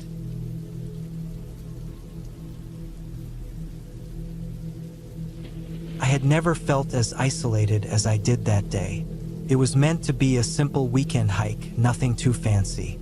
Just me, the trail, and the peace of being away from the noise of city life. I'd hiked in the woods before, many times in fact, but something about this trip felt different from the start. It was one of those overcast days where the clouds hung heavy in the sky, casting a dull gray light over the landscape. The air was cool, but not cold enough to be uncomfortable. I woke up that morning with the usual excitement of hitting the trail. It had been a few weeks since my last hike, and I was eager to get away from everything. I packed up my gear the night before: water, snacks, a map, first aid kit, and a few other essentials. The route I planned was a loop through a small part of the forest I'd never explored before. It was supposed to take a couple of hours, maybe 3. Easy enough for a solo trip. I wasn't worried about anything. I've done this kind of thing before. The trailhead was nearly empty when I arrived. There was a car parked off to the side, and I could tell it was an older vehicle that had been there for some time. I didn't think much of it. Maybe someone else was out there, but it was a vast forest, so it wasn't unusual to not run into anyone for hours. I shrugged it off and started walking. The first couple of miles went by without incident. The trees were thick here, their branches twisting together above to create a canopy that blocked out the sun entirely. The only sounds were the crunch of my boots on the trail, the occasional rustle of leaves in the wind, and the distant calls of birds. It was peaceful, exactly what I was looking for. The deeper I went into the forest, though, the more unsettling it started to feel. It wasn't anything I could put my finger on exactly. The air felt heavier, like it was pressing down on me, and the sounds of the forest seemed to grow more distant. It's strange how quickly the world around you can shift from calm to eerie, and that's how it was. The woods weren't silent, but the noises were different, more muted, like the forest itself was holding its breath. By the time I reached the halfway point of the trail, I had begun to notice the absence of familiar signs. Normally, I'd expect to see a trail marker or maybe a stream, a small clearing, something that reassures you that you're on the right path. But here, there was nothing. The trail had become more difficult to follow, and it was hard to tell which way was which. I checked the map, but it was no help. The markings didn't match anything I was seeing. The trees looked the same in every direction, and I felt a flicker of doubt creep into my mind. I paused for a moment, took a deep breath, and tried to shake off the unease. It was just my mind playing tricks on me, nothing more. I kept walking, hoping to reach a familiar landmark, but nothing seemed to change. After another hour or so, the trail completely disappeared. The path that I had been following had dwindled into nothing, replaced by undergrowth and thick, tangled roots. I stopped, and for the first time I felt a rising panic. I should have turned back earlier, but now it felt too late. I pulled out my map again, but it wasn't much help. The trails I'd expected to follow weren't there anymore. The landmarks I had hoped to rely on seemed non-existent. I turned around, hoping to retrace my steps, but that only made things worse. Everything looked unfamiliar, and the trees seemed to loom over me, closing in from every side. I tried to stay calm. It wasn't unusual to get disoriented in a forest like this. I told myself to keep moving, to keep walking, and eventually, I would find my way out. But as the hours passed, the situation only seemed to worsen. It wasn't just the trail that had disappeared. The forest itself felt different, more oppressive. The sky was growing darker as the sun started to dip behind the clouds. I checked my watch, nearly 6 o'clock. I should have been out by now, but there was no sign of anything familiar. That's when I started to hear it. At first, it was subtle, just a faint rustling sound, like something moving through the brush. I paused, my heart skipping a beat. It was far enough away that I couldn't see what it was, but I could hear it. The sound was strange, unnatural. It was too rhythmic, too deliberate to be an animal. I stood still, straining my ears, but it stopped as suddenly as it had started. I took a step forward, trying to ignore the growing unease. The forest felt empty, too empty. There were no sounds now, no birds, no wind. Just the deafening silence and my own heartbeat. The hair on the back of my neck stood up. Something wasn't right. The wind picked up a little, blowing through the trees, but it didn't do much to calm my nerves. It only made the shadows between the trees seem longer, darker. I kept walking, but now I was aware of every snap of a twig underfoot, every rustle of leaves. The world felt as though it were holding its breath. By the time it was fully dark, I had no idea where I was. The light from my phone barely helped. I had no reception, of course, but I used it to light my way as I stumbled through the woods. I couldn't stop thinking about the rustling. Whatever it wasn't natural. The noise had come from a place where there shouldn't have been anything. Too still, too quiet. Then it happened again. A distinct, deliberate sound. It was closer this time. I froze, gripping my phone tighter. I could hear it moving slowly, methodically. I tried to peer through the trees, but the darkness was thick.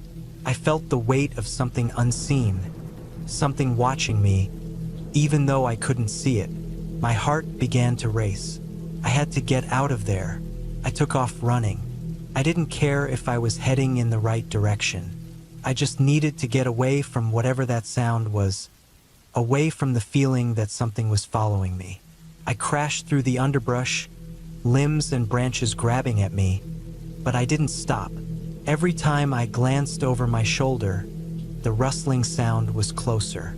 I couldn't see it, but I knew it was there. My breath was ragged, and my legs felt like they were going to give out. The ground beneath me shifted, the earth soft and uneven. I stumbled, catching myself just before I fell.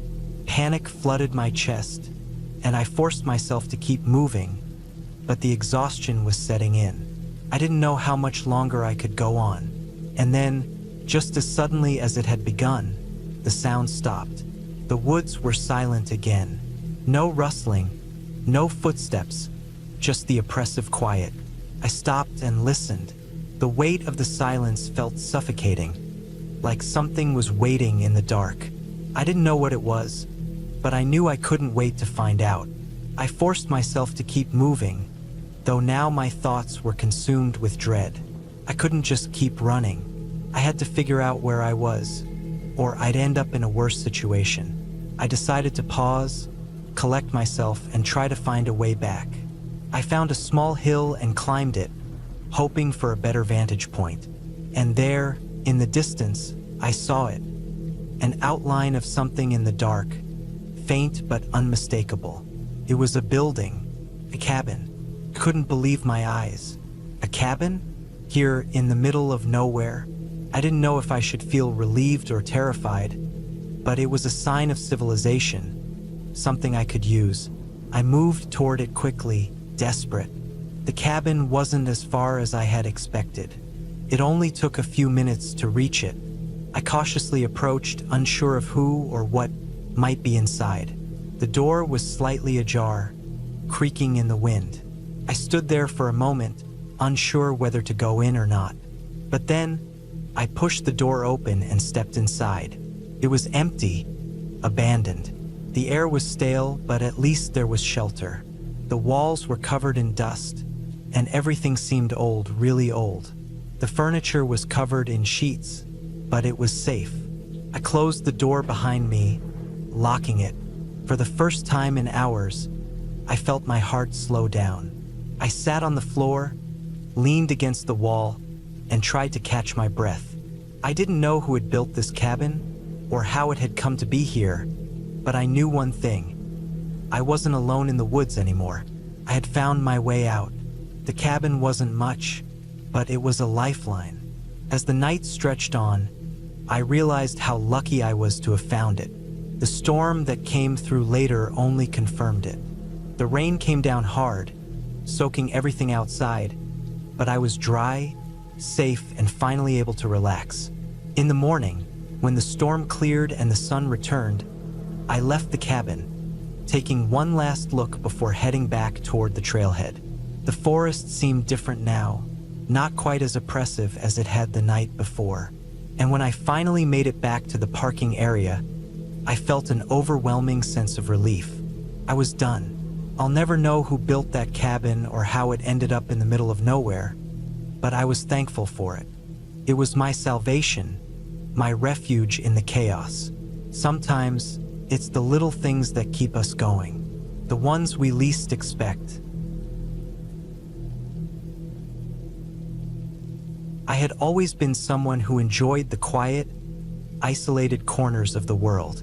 It was peaceful to me to leave the noise of the city behind and find a place where the only sounds were the wind through the trees and the crunch of gravel beneath my boots.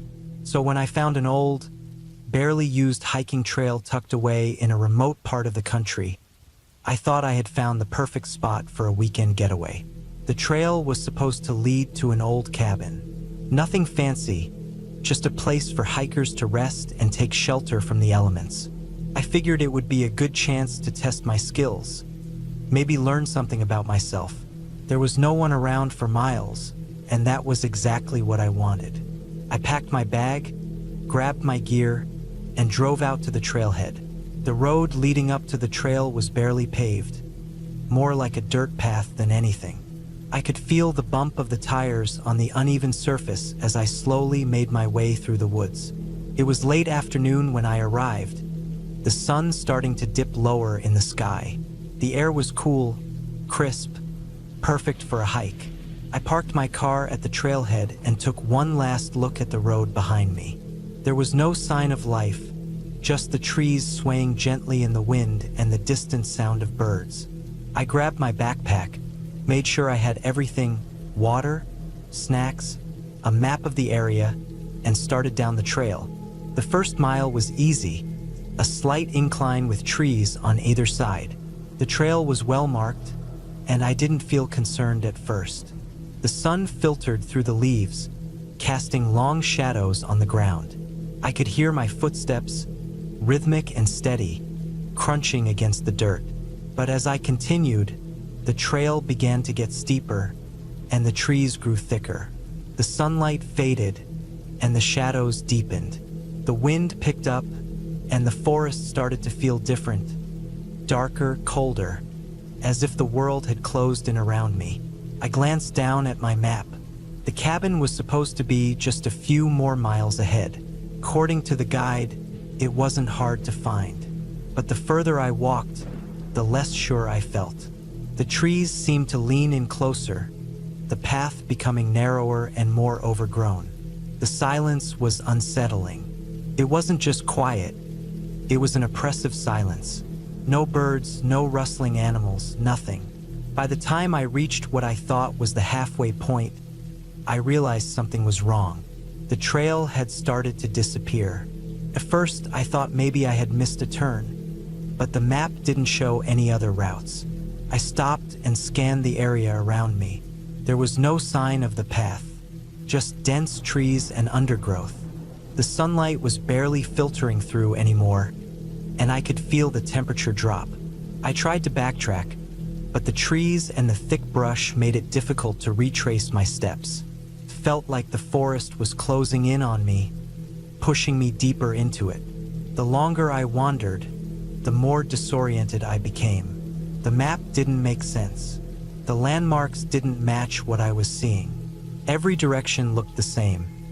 Dense woods, no sign of a trail, and no cabin in sight. Panic started to creep in, but I pushed it back. I knew better than to lose my cool in situations like this. I focused on staying calm, remembering what I had learned about staying oriented in the wilderness. I found a small clearing and sat down for a moment to gather my thoughts. The cold air made my breath visible, but I didn't mind it. I pulled out my water bottle and took a long drink. I needed to think. I realized that I had been walking for hours now, and the sky was starting to darken. There was no sign of the cabin, no indication that I was on the right path. I felt stupid. How had I gotten so lost? I had done everything by the book. checked the map, kept track of time, but somewhere, something had gone wrong. I decided to head in what I hoped was the right direction, just to see if I could pick up the trail again. I needed to find some sort of landmark, a hill, a rock, anything.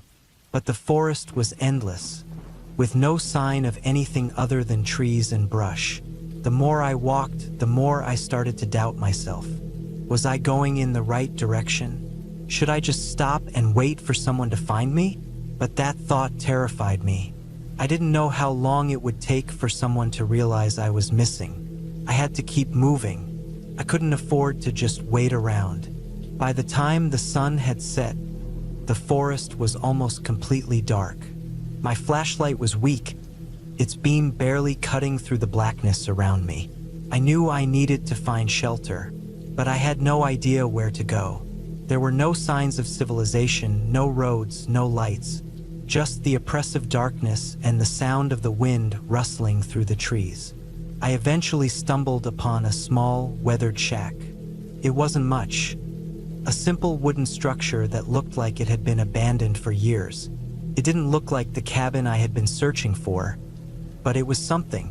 I didn't have much of a choice. I approached it cautiously, checking to make sure there were no dangerous animals inside. The door creaked as I pushed it open. Inside was empty, save for some old furniture covered in dust and cobwebs. It was better than being out in the cold, so I decided to settle in for the night. I locked the door behind me and curled up on the floor, using my jacket as a blanket. The wind howled outside, but I felt a little safer inside the shack, even if it wasn't much of a shelter. I was exhausted, but sleep didn't come easily. Every little sound made me tense up. The creak of the shack's wood settling, the rustling of leaves outside. My mind raced, and I kept replaying the events of the day. How had I gotten so lost? What had happened to the trail? Why was I so deep in the woods with no sign of help? Eventually, I must have drifted off, but my sleep was restless. I kept waking up, startled by noises outside or the feeling of being watched. The night dragged on, and I couldn't shake the feeling that something was wrong. When the first light of morning broke through the cracks in the walls, I was up and moving. I didn't want to waste any more time. I needed to get out of the woods and find my way back to civilization. I grabbed my bag, checked my supplies, water, snacks, and set out once again. The forest looked different in the daylight, less menacing but still confusing. I had no idea where I was going, but I figured I couldn't get any more lost than I already was. I kept walking, hoping that eventually I'd find a road or a sign of life. Hours passed, and just as I was starting to lose hope, I saw something in the distance. A clearing, a break in the trees. My heart raced as I pushed through the underbrush, desperate to reach it. When I finally emerged into the open, I couldn't believe my eyes. There, in front of me, was the cabin I had been searching for. It was exactly where the map had said it would be. I stood there for a moment, taking it in. It was a small, rustic building, but it was real, and it was a sign that I had made it through the woods. I approached the cabin cautiously, my nerves still frayed from the night I'd spent in the shack, but there was no sign of danger.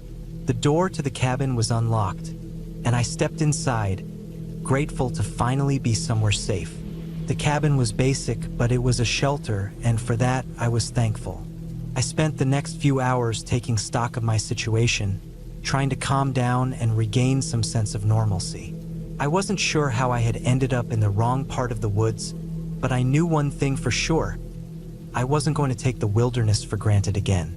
After a while, I made my way back to the trailhead, retracing my steps as best as I could. The journey was long, but I finally reached my car. My hands were shaking from the strain of the past 2 days, but I was alive, and that was all that mattered.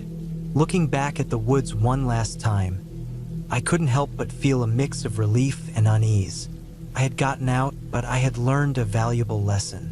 The woods weren't just a place of peace and quiet. They were wild, unpredictable, and you couldn't always trust your map. Sometimes you had to trust yourself. And if I ever went back, I would be ready for whatever the forest had in store.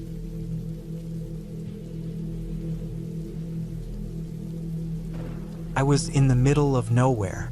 No cell service, no roads, just dense woods stretching as far as I could see. It had been a spontaneous decision, a weekend getaway to escape the noise of the city. I'd heard about a remote cabin on an old hiking trail that was supposed to be peaceful, just perfect for clearing my head. The kind of place that seemed to promise a break from the chaos of everyday life. But as soon as I started the hike toward it, I began to feel something wasn't quite right. The cabin wasn't far off, a couple of miles or so I thought, but the path wound through trees so thick that I could barely see ahead of me. It was quiet, not the calm quiet I had hoped for, but an unsettling silence that seemed to close in on me with every step I took. I brushed it off at first, told myself it was just the isolation, that I was overthinking things. But then there was the sound, the kind of soft rustling that didn't come from the wind. It was like something was moving nearby, just out of sight. I stopped, listening hard. The rustling stopped too. A chill crept down my spine, and for a second, I wasn't sure if I should keep going. But then I told myself it was just the wind. I pushed ahead.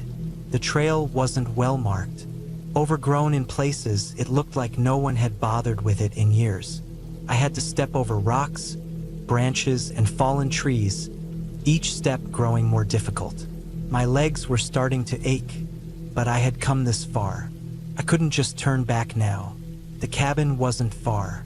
I repeated that to myself over and over. When I finally saw the cabin, it was smaller than I'd imagined. It looked run down, but still intact. Old wooden walls, a roof covered with moss. There were no other cabins nearby, no signs of life. Just the desolate stillness of the woods around me. My stomach churned as I walked toward it, an odd sense of dread settling in my chest. Inside, it was just as I had expected, dark and musty. The smell of old wood and dust in the air. The windows were boarded up and the furniture was minimal. An old couch, a table, and a few chairs. A fireplace stood at one end, but there was no firewood to light it with. I set my bag down, the silence pressing in from all sides. I spent the first few hours unpacking and settling in. I kept my things close, not wanting to wander too far. The thought of leaving the cabin even for a short while made me uneasy. I couldn't shake the feeling that something wasn't right about this place. As the evening came, the sun dipped below the trees, casting long shadows across the cabin. I sat by the window, staring out into the thickening woods. I could still hear that rustling sound, faint but persistent. At first, I thought it was just an animal, maybe a deer or something bigger like a bear. But the more I listened, the more it sounded off, too deliberate, too constant. Like whatever it wasn't moving in the usual way. My mind began to race. Maybe it was nothing. Maybe I was just jumpy from being alone in the woods, far from any real help. But the rustling persisted, moving closer. At some point, I thought I heard a low thud, like something heavy hitting the ground. It was close, very close, and it made my heart race in a way that felt primal. Like some part of me knew I wasn't alone. I stood, my legs shaky as I moved to the door. I had to know what it was. I couldn't just sit in there, waiting for something I couldn't understand to happen. I opened the door slowly, stepping outside onto the porch. The woods were dark now, and I could barely see a few feet in front of me. The rustling had stopped, and the silence felt deafening. For a long time, I stood there, straining my ears. Then I heard it again, a soft, almost imperceptible scraping sound, as if something was dragging itself across the ground. My breath caught in my throat. I couldn't explain it, but there was something in the sound that felt wrong. I didn't want to go searching for it. I didn't want to see what was out there, but I couldn't stay in the cabin either, not when every instinct in me screamed that something was wrong. I grabbed the flashlight from my bag and stepped off the porch, the beam of light flickering in the darkness. I walked slowly, my footsteps careful, listening intently. The sound grew louder, closer. It wasn't animal, it was something else. Something human. It was dragging its body through the underbrush. My throat tightened, and I almost turned back, but curiosity, or maybe sheer fear, kept me going. I followed the sound until it led me to a clearing. The beam of my flashlight danced over the trees, the undergrowth, and the shadows in between. At the far edge of the clearing, there was something, a shape. I froze, heart thundering in my chest. It was hard to make out, but it looked like a person, bent over, crawling through the dirt. The flashlight's beam caught their face. It was a man, his face covered in dirt, his eyes wide and unblinking, staring directly at me. I backed away, my breath catching in my throat. My instincts screamed at me to run, but my feet wouldn't move. And then, as if sensing my hesitation, the man turned his head toward me. His mouth opened, but no sound came out. Only the rasping sound of breath, shallow and broken. He crawled forward, dragging himself with a desperation that made my stomach turn. I had never felt more terrified in my life. Every nerve in my body screamed for me to get out of there, but I was rooted to the spot, paralyzed by the sight of him, the strange, silent way he moved. It took every ounce of strength to turn and run. I didn't stop until I was back at the cabin, slamming the door behind me. My hands were shaking so badly that I could barely lock it. I didn't know what was out there or what had just happened, but I wasn't staying to find out. I spent the rest of the night inside, every creak and groan of the old building making me jump. I kept my flashlight close, too scared to even think about sleeping. When morning finally came, I didn't wait for the sun to fully rise.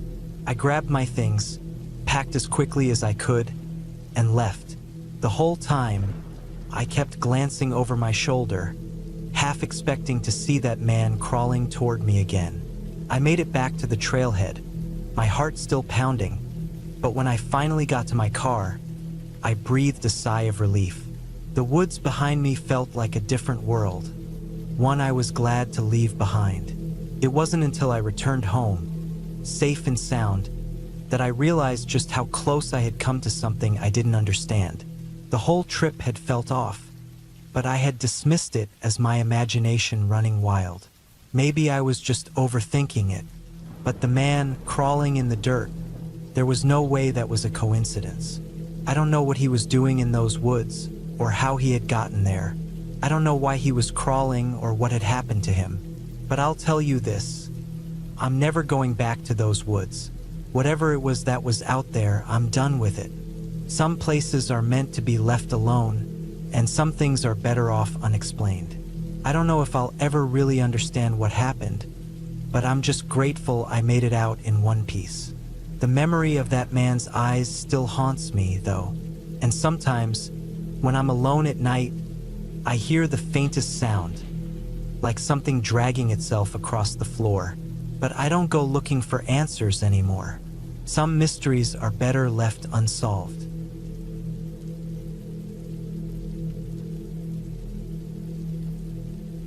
I had always thought I was good at being alone. Spending time in nature, getting away from it all was something I treasured. I grew up in a small town, surrounded by woods and mountains, and as an adult, I found peace in going on solo hikes. But this time, things were different. Started like any other trip, really. I packed my usual gear: a tent, sleeping bag, extra clothes, and enough food to last me a couple of days. I had a map, though I didn't expect to need it much. The plan was simple: hike through the forest, set up camp by the river, and enjoy the quiet of being completely isolated for a few days. The hike to my destination was smooth, and the weather was perfect, cool with a gentle breeze and the sun shining through the trees. I moved at my own pace, taking breaks whenever I felt like it, sipping water, and enjoying the sounds of the forest. Birds were chirping, leaves rustling in the wind, and the occasional crack of a branch underfoot made everything feel peaceful. By the time I reached my camp spot, the sun was beginning to dip below the horizon, casting long shadows across the forest floor. I set up my tent next to the river, the sound of the flowing water a soothing backdrop to my efforts. I took my time to get everything just right, arranging my gear and setting up my campfire. The sun was nearly gone by the time I finished, and the light was beginning to fade fast. I ate my dinner by the fire, the crackling of the wood mixing with the gurgling river. It was calm, tranquil, exactly how I liked it. As the night wore on, I found myself watching the stars, enjoying the silence. The only sounds were the river, the wind, and the occasional rustle in the bushes behind me. I didn't think much of it at first, probably just an animal, maybe a deer or a raccoon. I finished my food and sat there for a while, listening. The silence had settled in again, but this time it felt a little thicker, like the forest itself was holding its breath. I couldn't shake the feeling that I wasn't alone, but I shrugged it off. It was probably just the woods playing tricks on my mind. It's easy to feel that way when you're out there, alone in the dark. Eventually, I decided to turn in for the night. I zipped up my tent and crawled into my sleeping bag. The fire had burned down to embers, and the only light now came from the faint glow of the stars above. The river's steady rush was comforting, and I closed my eyes, trying to block out the creeping feeling that something was off. It wasn't long before I heard it, a sound that broke the rhythm of the night. A twig snapped. It wasn't far from the tent, just outside. My heart skipped a beat. I lay still, straining to hear any other sounds, but there was nothing. I told myself it was just another animal, maybe a squirrel or a rabbit. It wasn't anything to worry about. But then I heard another snap, and another. This time it was closer. I sat up, my heart pounding. The rustling sound was coming from just outside my tent, as if something was walking around it. I held my breath, listening carefully. Could still be an animal, but this felt different. There was something deliberate about it, like it was circling, taking its time. It wasn't just a random noise. I grabbed my flashlight and flicked it on, the beam cutting through the darkness. I pointed it at the opening of the tent, but saw nothing. The forest was silent again. I held the light steady, scanning the trees around me, but nothing moved. I forced myself to breathe, trying to calm down. It was just an animal, I thought. Maybe a bear or something. I had heard that they sometimes roam through the area, especially at night. Still, my mind raced. The sounds from outside my tent didn't feel like they came from an animal. I spent the next few hours wide awake, listening to every rustle and crack in the forest. Each sound sent my nerves into overdrive. I didn't dare leave the tent. It felt like something or someone was out there waiting, watching. I didn't know what it was, but I couldn't shake the feeling that I was being hunted. At some point, I must have drifted off to sleep. When I woke up, the sun had just started to rise, and the forest around me was bathed in soft golden light. I got up, stretched, and unzipped the tent, stepping outside. The air was cool, and the smell of damp earth filled my lungs. Everything looked normal. The campfire had burned out overnight, and the river was still rushing past. But when I looked around, I noticed something strange. The ground near the edge of my tent was disturbed. There were deep, uneven tracks in the dirt, like something heavy had been walking around. I felt a knot tighten in my stomach. The tracks weren't from an animal. They were too big, too deliberate. They seemed to circle the tent, just like the rustling I had heard the night before. I followed the trail with my eyes, and my gaze landed on a large rock nearby. There, sitting on the rock, was a piece of cloth, a scrap of something torn, stained, and weathered by time. I moved closer, my heart pounding in my chest. I picked it up carefully. It was old, torn at the edges, and dirty. I I could barely make out what it had once been, a shirt or jacket, maybe. But what struck me was the unmistakable scent that wafted off it. It was something rancid, something decayed, like it had been left out in the woods for a long time. I dropped it as if it had burned me. My mind raced. Someone had been here, not just anyone, a person. I wasn't alone out here. I grabbed my pack, shoved everything into it, and didn't waste any more time. I didn't care to finish my trip or find out who or what had been circling my camp the night before. I just wanted to get out of there. I hurried along the trail, my eyes scanning every tree and shadow, my ears straining for any sign of movement. I wasn't sure what I was afraid of, but the fear was real. My instincts were screaming at me to leave, and I wasn't about to ignore them. The path out seemed endless. My legs ached, my heart pounded, but I kept going, not stopping for anything. The woods felt heavier now, darker even though the sun was high in the sky.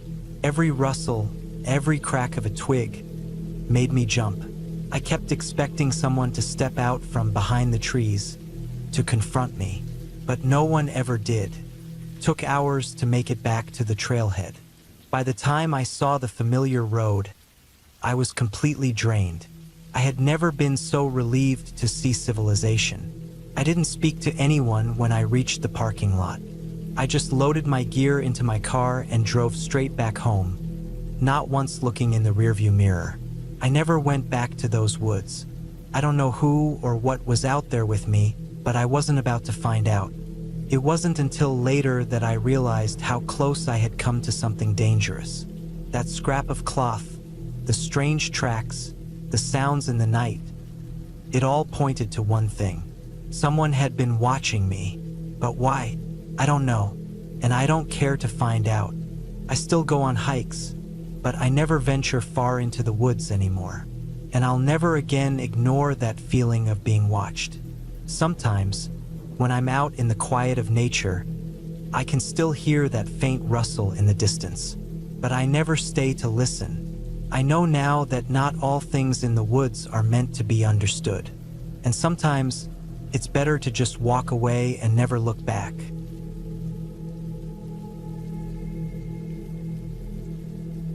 I've always been someone who enjoyed a little solitude, which is why I decided to spend a weekend alone in a cabin up in the woods, the kind of place where you don't hear anything except the wind and the occasional rustle of leaves. No Wi-Fi, no cell service, just nature. It was supposed to be a break from the hustle of daily life, a way to reset and clear my mind, but things didn't go as planned. I found the cabin after some searching on an old, rural website. It was nestled deep in the forest, far from civilization, and the description sounded perfect. A small, rustic wooden cabin with a fireplace, a few basic amenities, and a porch with a view of the surrounding wilderness. It was more than what I could have asked for, and I was excited to disconnect completely. The drive there was long. I left in the early morning, and by the time I reached the end of the paved road, the sky had already turned gray, and the sun was beginning to dip low. The last few miles were on a rough, dirt path that wound through the trees. I hadn't seen another vehicle for miles, and it felt like I was entering a place untouched by time. I pulled up in front of the cabin, the small structure barely visible through the thick forest around it. The place looked just like the photos, old but well kept. The wood was weathered but solid, and the chimney had a faint trail of smoke rising from it. The whole scene gave off an eerie, almost cinematic vibe, but I didn't think much of it at the time. After unloading my gear, I settled inside. The cabin was exactly what I expected. Small, but cozy. A wood-burning stove, a couple of chairs, a table, and a bed with a thick quilt. I got the fire going, and the warmth quickly made the place feel like home. The sun had set by the time I finished setting up, and the darkness outside was almost absolute, except for the faint glow of moonlight filtering through the trees. I spent the evening reading, enjoying the silence, and letting myself sink into the solitude. But as the night wore on, I started to feel something. It wasn't fear, not exactly. More like an uneasy feeling that I was being watched. But when I turned around, there was nothing but the flickering firelight.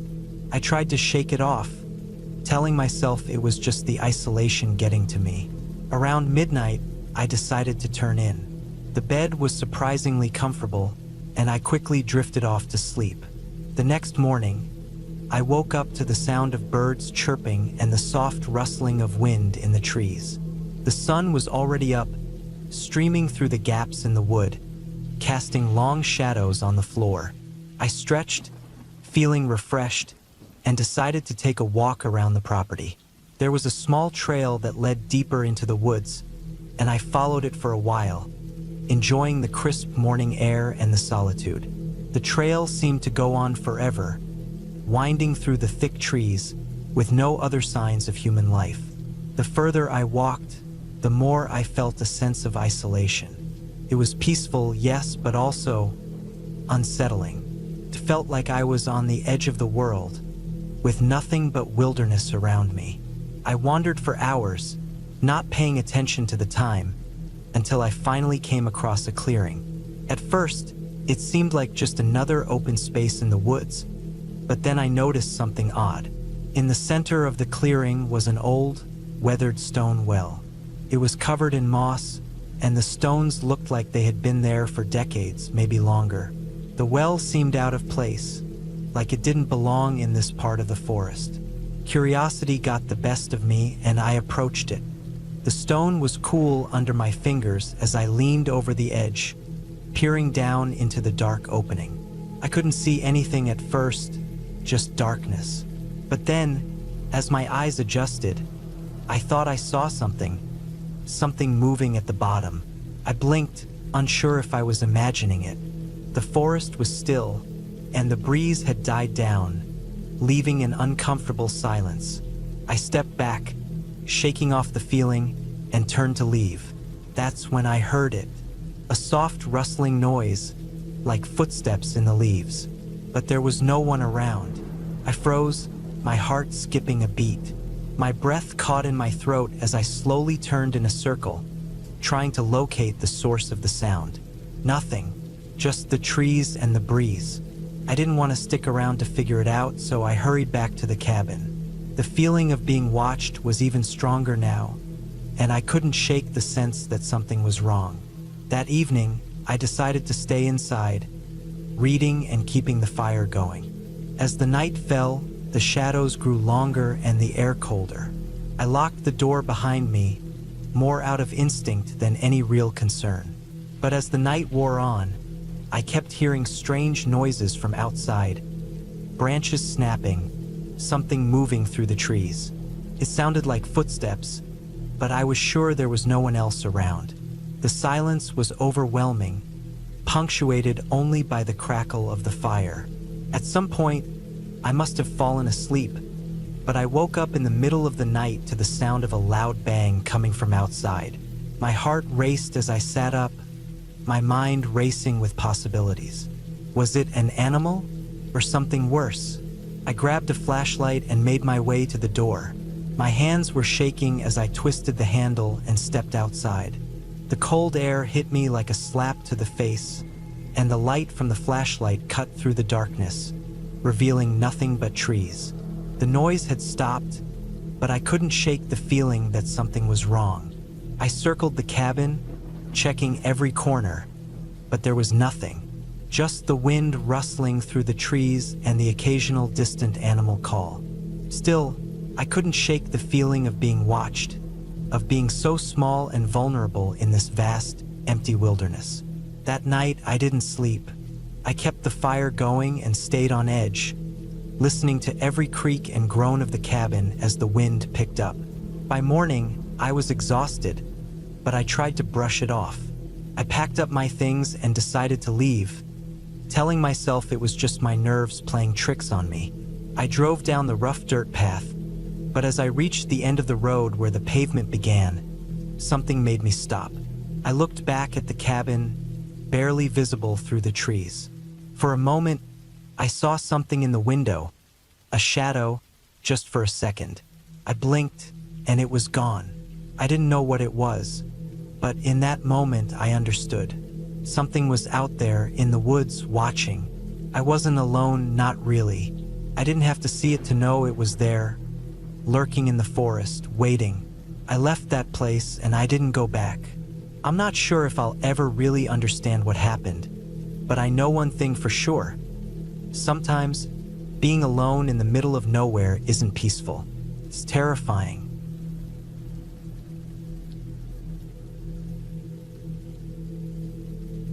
I had no business being here. I knew that much from the moment I made the turn onto the old dirt road. The kind of road you don't see in the city. The kind of road that seemed to be swallowed by the forest, with trees pressing in on either side like they were trying to block me from turning back. But I was already too deep into the trip to turn around. It had started as an innocent enough idea. A weekend getaway to some cabin I found online. Something remote, secluded, where I could just get away from it all. No fones, no internet, no distractions. Just me, the woods, and the sound of nature. I had a vague idea of where the cabin was supposed to be. The GPS was acting up. No surprise there, being so far off the beaten path. But it kept insisting I take this dirt road, telling me I was almost there.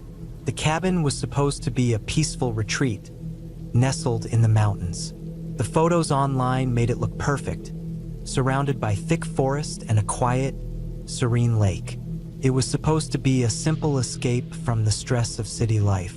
But now, with every bump in the road, I felt less and less sure about this decision. The road stretched on, winding through the trees in a way that felt deliberate, like the forest was slowly swallowing me whole. My car was the only one on the road. Not a single soul around for miles. Not a house, not a shop, just trees. The air was thick with the scent of pine and damp earth. The sort of smell that told you this place hadn't been disturbed by human hands in a long time. I didn't even think to check the weather before heading out, but now the sky was thickening, clouds rolling in like they were part of some bigger plan to keep me trapped here. A few raindrops hit the windshield. Nothing big, but enough to make the road slick and dangerous. I gripped the wheel a little tighter, my eyes scanning the road ahead, looking for any sign that I was nearing the cabin. Minutes stretched into what felt like hours as I drove deeper into the forest. It felt like I was the only person left in the world. Even the birds had stopped singing. I rolled down my window, hoping to catch a breeze, but all I got was the dense, heavy air of the woods. There was no turning back now. I told myself that, even though a small part of me wondered if I should have called it quits and found a hotel in the nearest town. I rounded a bend in the road, and then there it was, the cabin. It stood at the edge of a small clearing, looking like something straight out of an old survivalist movie. It was made of rough-hewn logs, the wood darkened with age, and the roof was a simple slant, covered in moss and patches of lichen. There were no neighbors, no signs of life, just trees, dirt, and the cabin. I parked my car, the engine sputtering as it came to a stop. The cabin looked just like the pictures, though the reality of it made the hairs on the back of my neck stand up.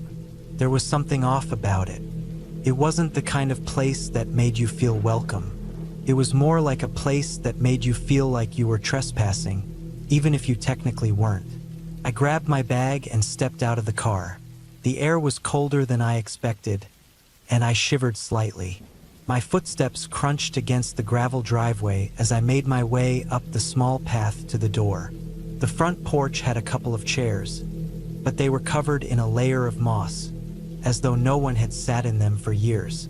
I fumbled with the lock, and after a few seconds, the door creaked open. Inside, the cabin was just as you'd expect. There was a small living room with an old wood-burning stove, a few mismatched chairs, and a simple wooden table. The place felt lived in but not recently. Dust covered every surface, and the smell of mildew hung thick in the air.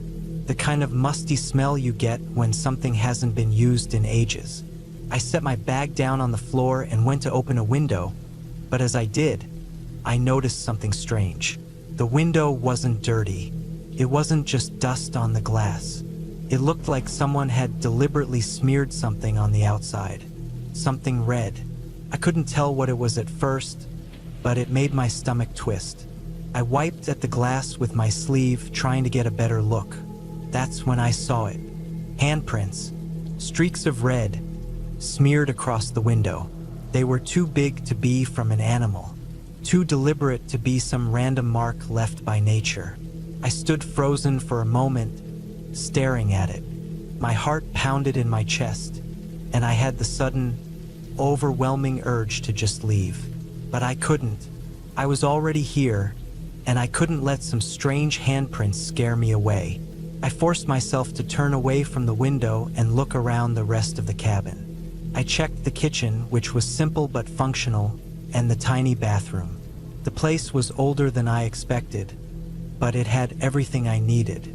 I figured I could shake off the feeling that something was wrong and settle in for the night. The sun was setting, casting long shadows across the trees outside. I went to the stove and started a small fire, feeling the warmth spread through the cabin. The rain had picked up outside, tapping against the roof like 1,000 little feet. It was the perfect kind of night for staying in, reading a book, and just relaxing. But as the fire crackled, I couldn't shake the feeling that I wasn't alone. It was a quiet, oppressive kind of loneliness, a sense that there was something in the forest watching me, just out of sight.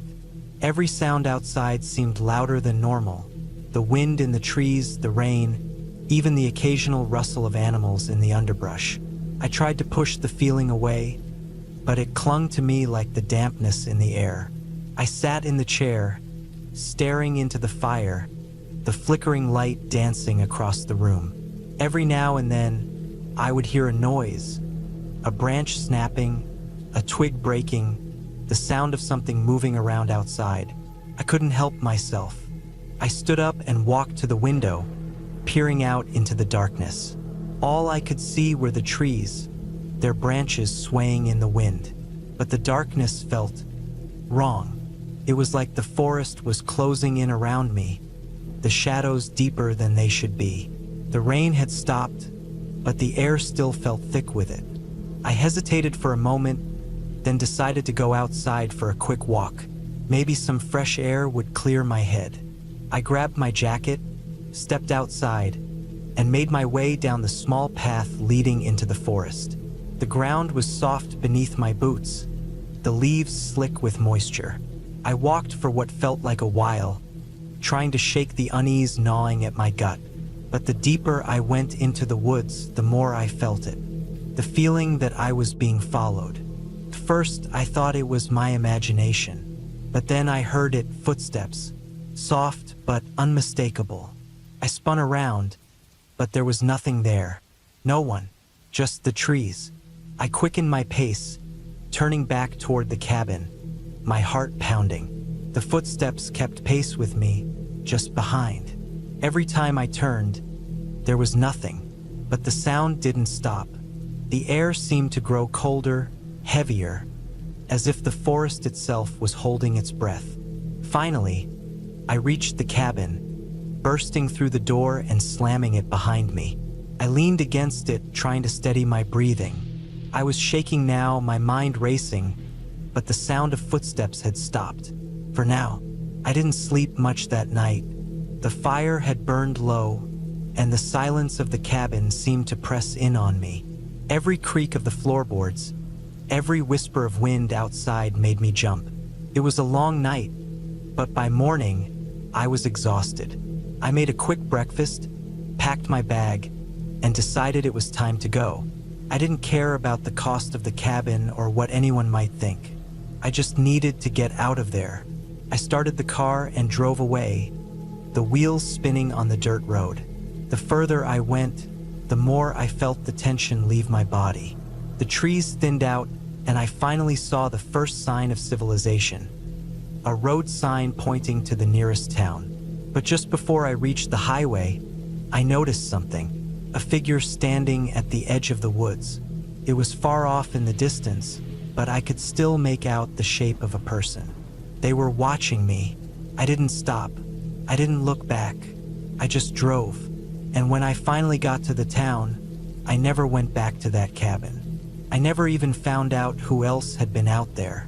But sometimes, when I think about it, I wonder if I was ever truly alone out there in the woods.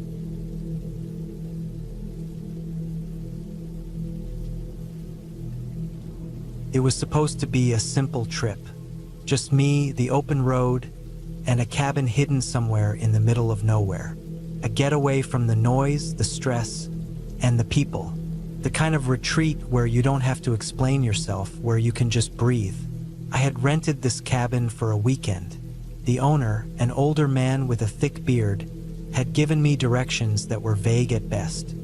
"Follow the road until it ends," he'd said with a weird smile that I couldn't quite place. "Can't miss it. Just keep your eyes peeled for the old pine tree. You'll know you're close when you see it." I wasn't really concerned. After all, how hard could it be to find a cabin in the woods? Plus, I wanted the isolation. No distractions, no interruptions, just me and the wild. I packed my car, a simple hatchback with just enough room for my gear. A few days worth of food, water, my sleeping bag, and the camping stove I wasn't sure I'd need. It was a 2-hour drive from the nearest town, but the road quickly turned into a narrow, winding path the moment I left the pavement behind.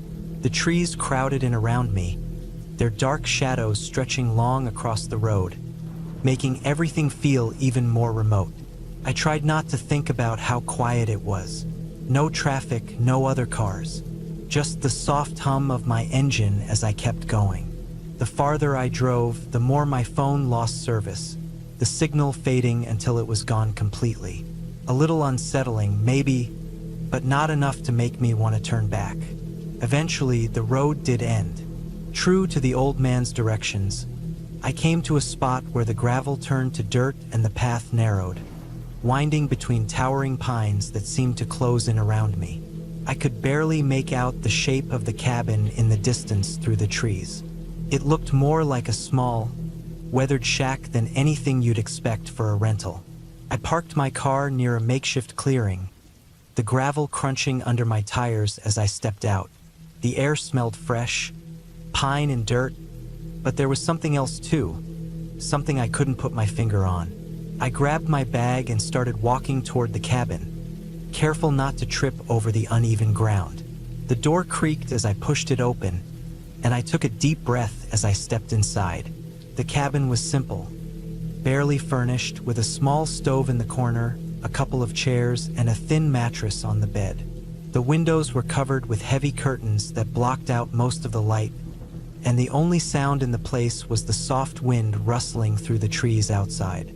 I took a seat by the window and looked out, feeling a sense of relief wash over me.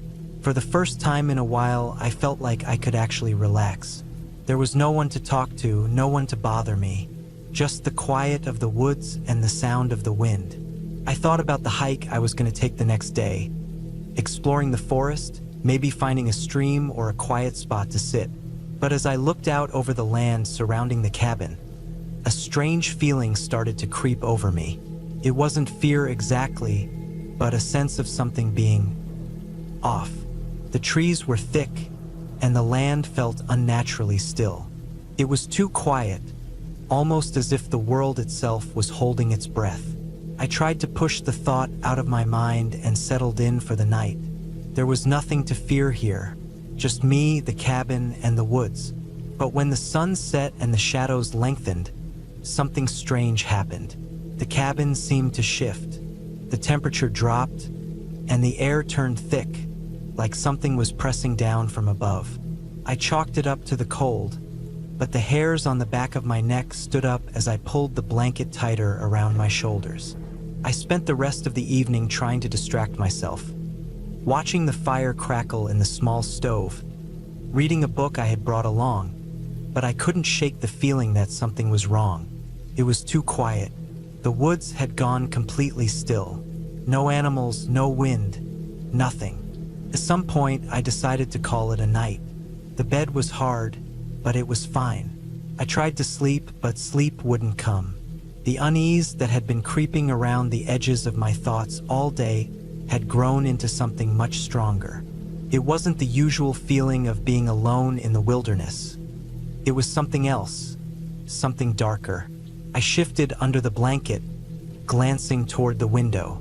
The trees outside were swaying, their branches scratching against the glass like fingers tapping on the wall. I shut my eyes, trying to push it out of my mind, but the sound kept coming over and over again. Suddenly, a loud crash echoed through the cabin. I shot up, heart racing, eyes wide. I had no idea what had caused it, but it was impossible to ignore. I grabbed the flashlight by the bedside table and crept toward the door. The wind had picked up again, howling through the trees, but it wasn't just the wind I was hearing. There was something else out there, something moving. I held my breath, trying to listen, but everything was drowned out by the noise of the storm. I stepped outside, flashlight in hand, scanning the woods. The beam of light cut through the darkness, but all I could see was the forest, silent and still. I decided to stay inside the cabin for the rest of the night, but as I lay there, I couldn't shake the feeling that I wasn't alone. Every creak of the wood, every whisper of the wind, made me jump. Morning finally came and I was exhausted. I hadn't slept at all. I pulled myself out of bed and forced myself to eat something. Anything to get through the day. I couldn't stay cooped up in the cabin forever. I needed to get out and clear my head. I set out for a hike in the woods, hoping it would help shake the feeling of unease that had settled over me. The woods were dense, with towering trees that blocked out much of the light, making it feel like twilight even though the sun was high in the sky. I followed a narrow trail that wound its way through the thick undergrowth, the crunch of dry leaves underfoot the only sound I could hear. As I walked deeper into the woods, the silence returned, settling over me like a heavy blanket. I felt like I was being watched. My skin prickled, and I couldn't shake the feeling that I wasn't alone. I kept glancing over my shoulder, half expecting to see something or someone lurking just out of sight. The trail eventually opened up to a small clearing, and for a moment, I thought I had escaped the oppressive silence. But then I saw it, an old, weathered fence running through the middle of the clearing. It was made of rough wood, the posts twisted and broken, like it had been there for years, maybe decades. The gate hung off its hinges, swaying gently in the breeze. I approached cautiously, my heart pounding in my chest. Something about that fence, that gate, felt wrong. As I got closer, I noticed something else. There were fresh tracks in the dirt, large, deep impressions as if something or someone had been here recently. My mind raced. I wanted to turn around to go back to the safety of the cabin, but something held me in place. It was as if the clearing was drawing me in, pushing me toward the fence. I stepped over the broken gate and moved forward, unable to resist the pull of the strange place. The further I walked, the more uneasy I felt. The trees here were darker, their branches twisted in unnatural shapes. It felt like the woods themselves were closing in around me, suffocating me. And then I saw it. At first, it looked like just another tree, tall, thick, its bark rough and scarred. But as I stepped closer, I saw that there was something carved into it. Symbols, lines, shapes. It was almost like a warning. I touched the tree, and a cold chill ran down my spine. The symbols felt wrong, like they were alive, shifting beneath my fingers. I quickly pulled away, panic rising in my chest. I had to get out of here. I turned to leave, but something stopped me. There, just beyond the edge of the clearing, I saw a figure, tall, gaunt, its face hidden in shadow. It was standing perfectly still, watching me. I didn't wait to see what it would do. I turned and ran. I don't remember much after that. My heart was pounding so loud in my chest that I could barely hear my footsteps, but I didn't stop running. The trees blurred past me, the ground uneven beneath my feet, but I kept going until I reached the cabin. I locked the door behind me and collapsed against the wall, gasping for breath. My body was shaking uncontrollably, my mind racing with thoughts of what I had seen. But as I sat there, the fear slowly started to fade. I was safe for now. The thing, whatever it was, hadn't followed me. I was back in the cabin, back where it was safe. I stayed inside the cabin for the rest of the weekend, not daring to go back into the woods. The unease never fully left me, but eventually, I left. I drove back home without looking back, knowing that whatever I had stumbled across in those woods, it was something I didn't need to understand. And as the road stretched out before me, I realized one thing. The woods weren't just a place to escape to, they were a place to escape from.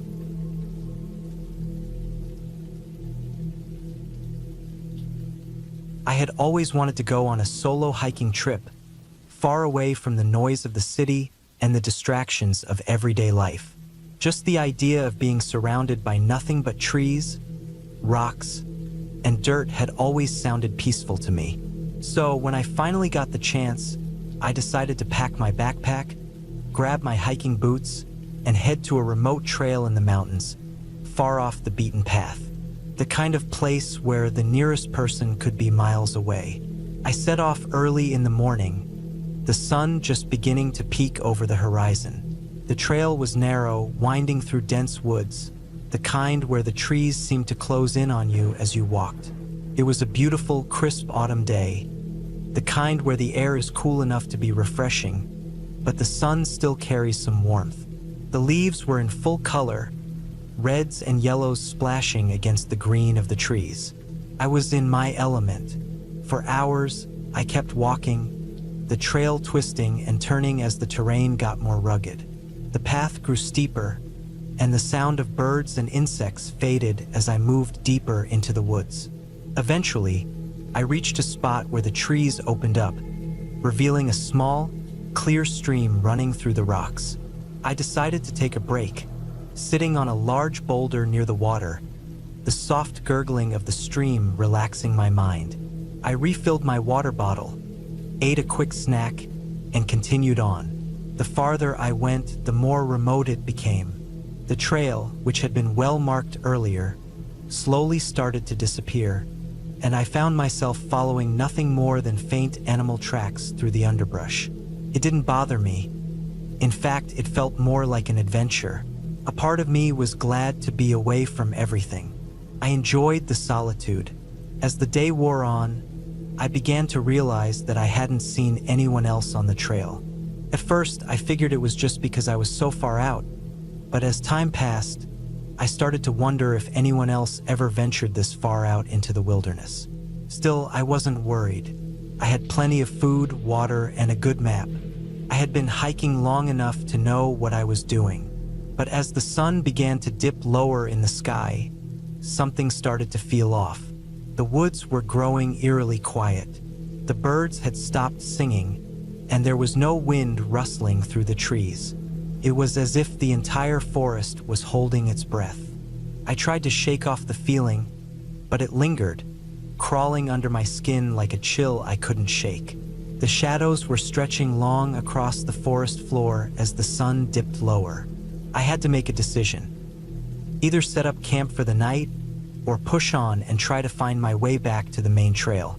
I didn't want to risk wandering off the path in the dark, so I decided to make camp. There was a small clearing nearby, and I set up my tent next to a large fallen tree. It wasn't until I was kneeling in my tent, adjusting my gear, that I realized something strange. There was no noise, not a single animal, not even the usual rustling of the leaves. The silence was deafening. It was the kind of silence that made your ears ring, the kind of silence that felt unnatural. I shook my head, telling myself I was just tired. It had been a long day of hiking. I made myself a quick meal over the small camp stove and tried to relax. But as the light of the evening faded and the darkness settled in, I couldn't shake the feeling that I was being watched. I tried to convince myself that it was just my imagination, but the feeling of unease kept growing stronger. My heart started to race. I kept glancing over my shoulder, half expecting to see someone standing in the woods just outside my tent. But every time I looked, there was nothing. I lay down in my sleeping bag, trying to calm my nerves. The darkness outside seemed to grow thicker, pressing in on me. I couldn't remember ever feeling so alone in my life. I told myself I was being ridiculous, that this was just the fear of the unknown playing tricks on me. Still, I couldn't shake the feeling that something was wrong. I tried to sleep, but sleep didn't come. The night dragged on, every creak of the trees, every snap of a twig, making my heart race. Then, just when I thought I might lose my mind, I heard it, a sound, a soft, slow rustling in the leaves just outside my tent. I froze, my breath caught in my throat. It was the kind of sound an animal would make, maybe a deer or a fox, but it was too deliberate, too slow, almost intentional. I held my breath, listening. The rustling continued, then stopped. For a few long seconds, there was nothing. Then a soft thud, followed by another and then a third. Something heavy was moving around my camp. My heart pounded in my chest. I wanted to look outside to see what it was, but the fear held me still. I couldn't bring myself to open the tent flap. Whatever it was, I didn't want to know. I tried to stay as still as possible, my breathing shallow. The sounds continued for what felt like hours, but when I dared to peek outside, I saw nothing. Just the same dark trees, swaying gently in the night breeze. I didn't know if it was the wind or if I had imagined the sounds, but I wasn't going to stick around to find out. I grabbed my pack and threw it on, my hands shaking. I wasn't staying another minute in that camp. I didn't care how dark it was. I didn't care if I got lost.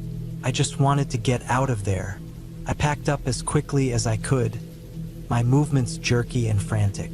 The quiet around me was unnerving. I stepped out of the tent, the cool night air biting at my skin. My flashlight beam cut through the darkness, scanning the area around me. There was nothing but the trees and the endless silence. I didn't waste time. I grabbed my map, found the nearest trail and started walking. I kept my head down, only looking up occasionally to make sure I was on the right path. Every snap of a twig, every distant rustling made my heart jump in my chest. The darkness felt endless, and the woods seemed to close in on me, pushing me further into the unknown. I kept walking for what felt like hours, the cold seeping into my bones. The moon had risen, casting long shadows over the trail.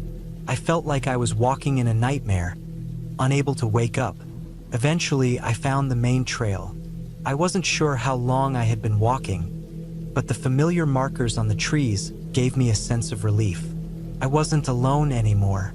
I followed the trail back, my feet aching, my body exhausted, but the fear was finally starting to fade. By the time I reached the main road, I was a mess. My clothes were dirty, my hands shaking from the adrenaline. I had no idea what had happened that night, but I wasn't about to stick around to find out. I flagged down the first car that passed, and within minutes, I was on my way back to civilization. It wasn't until much later that I learned the area I had been in was known for strange occurrences. People who had gone missing, hikers who had returned with unsettling stories, but no one could explain why. I didn't need to know. I had my own story to tell now, and it was one I didn't intend to repeat. I don't know what it was that night. Maybe it was just my nerves getting the better of me. Maybe it was something more, but I never went back to that trail, and I learned my lesson the hard way. Sometimes the middle of nowhere isn't as peaceful as it seems.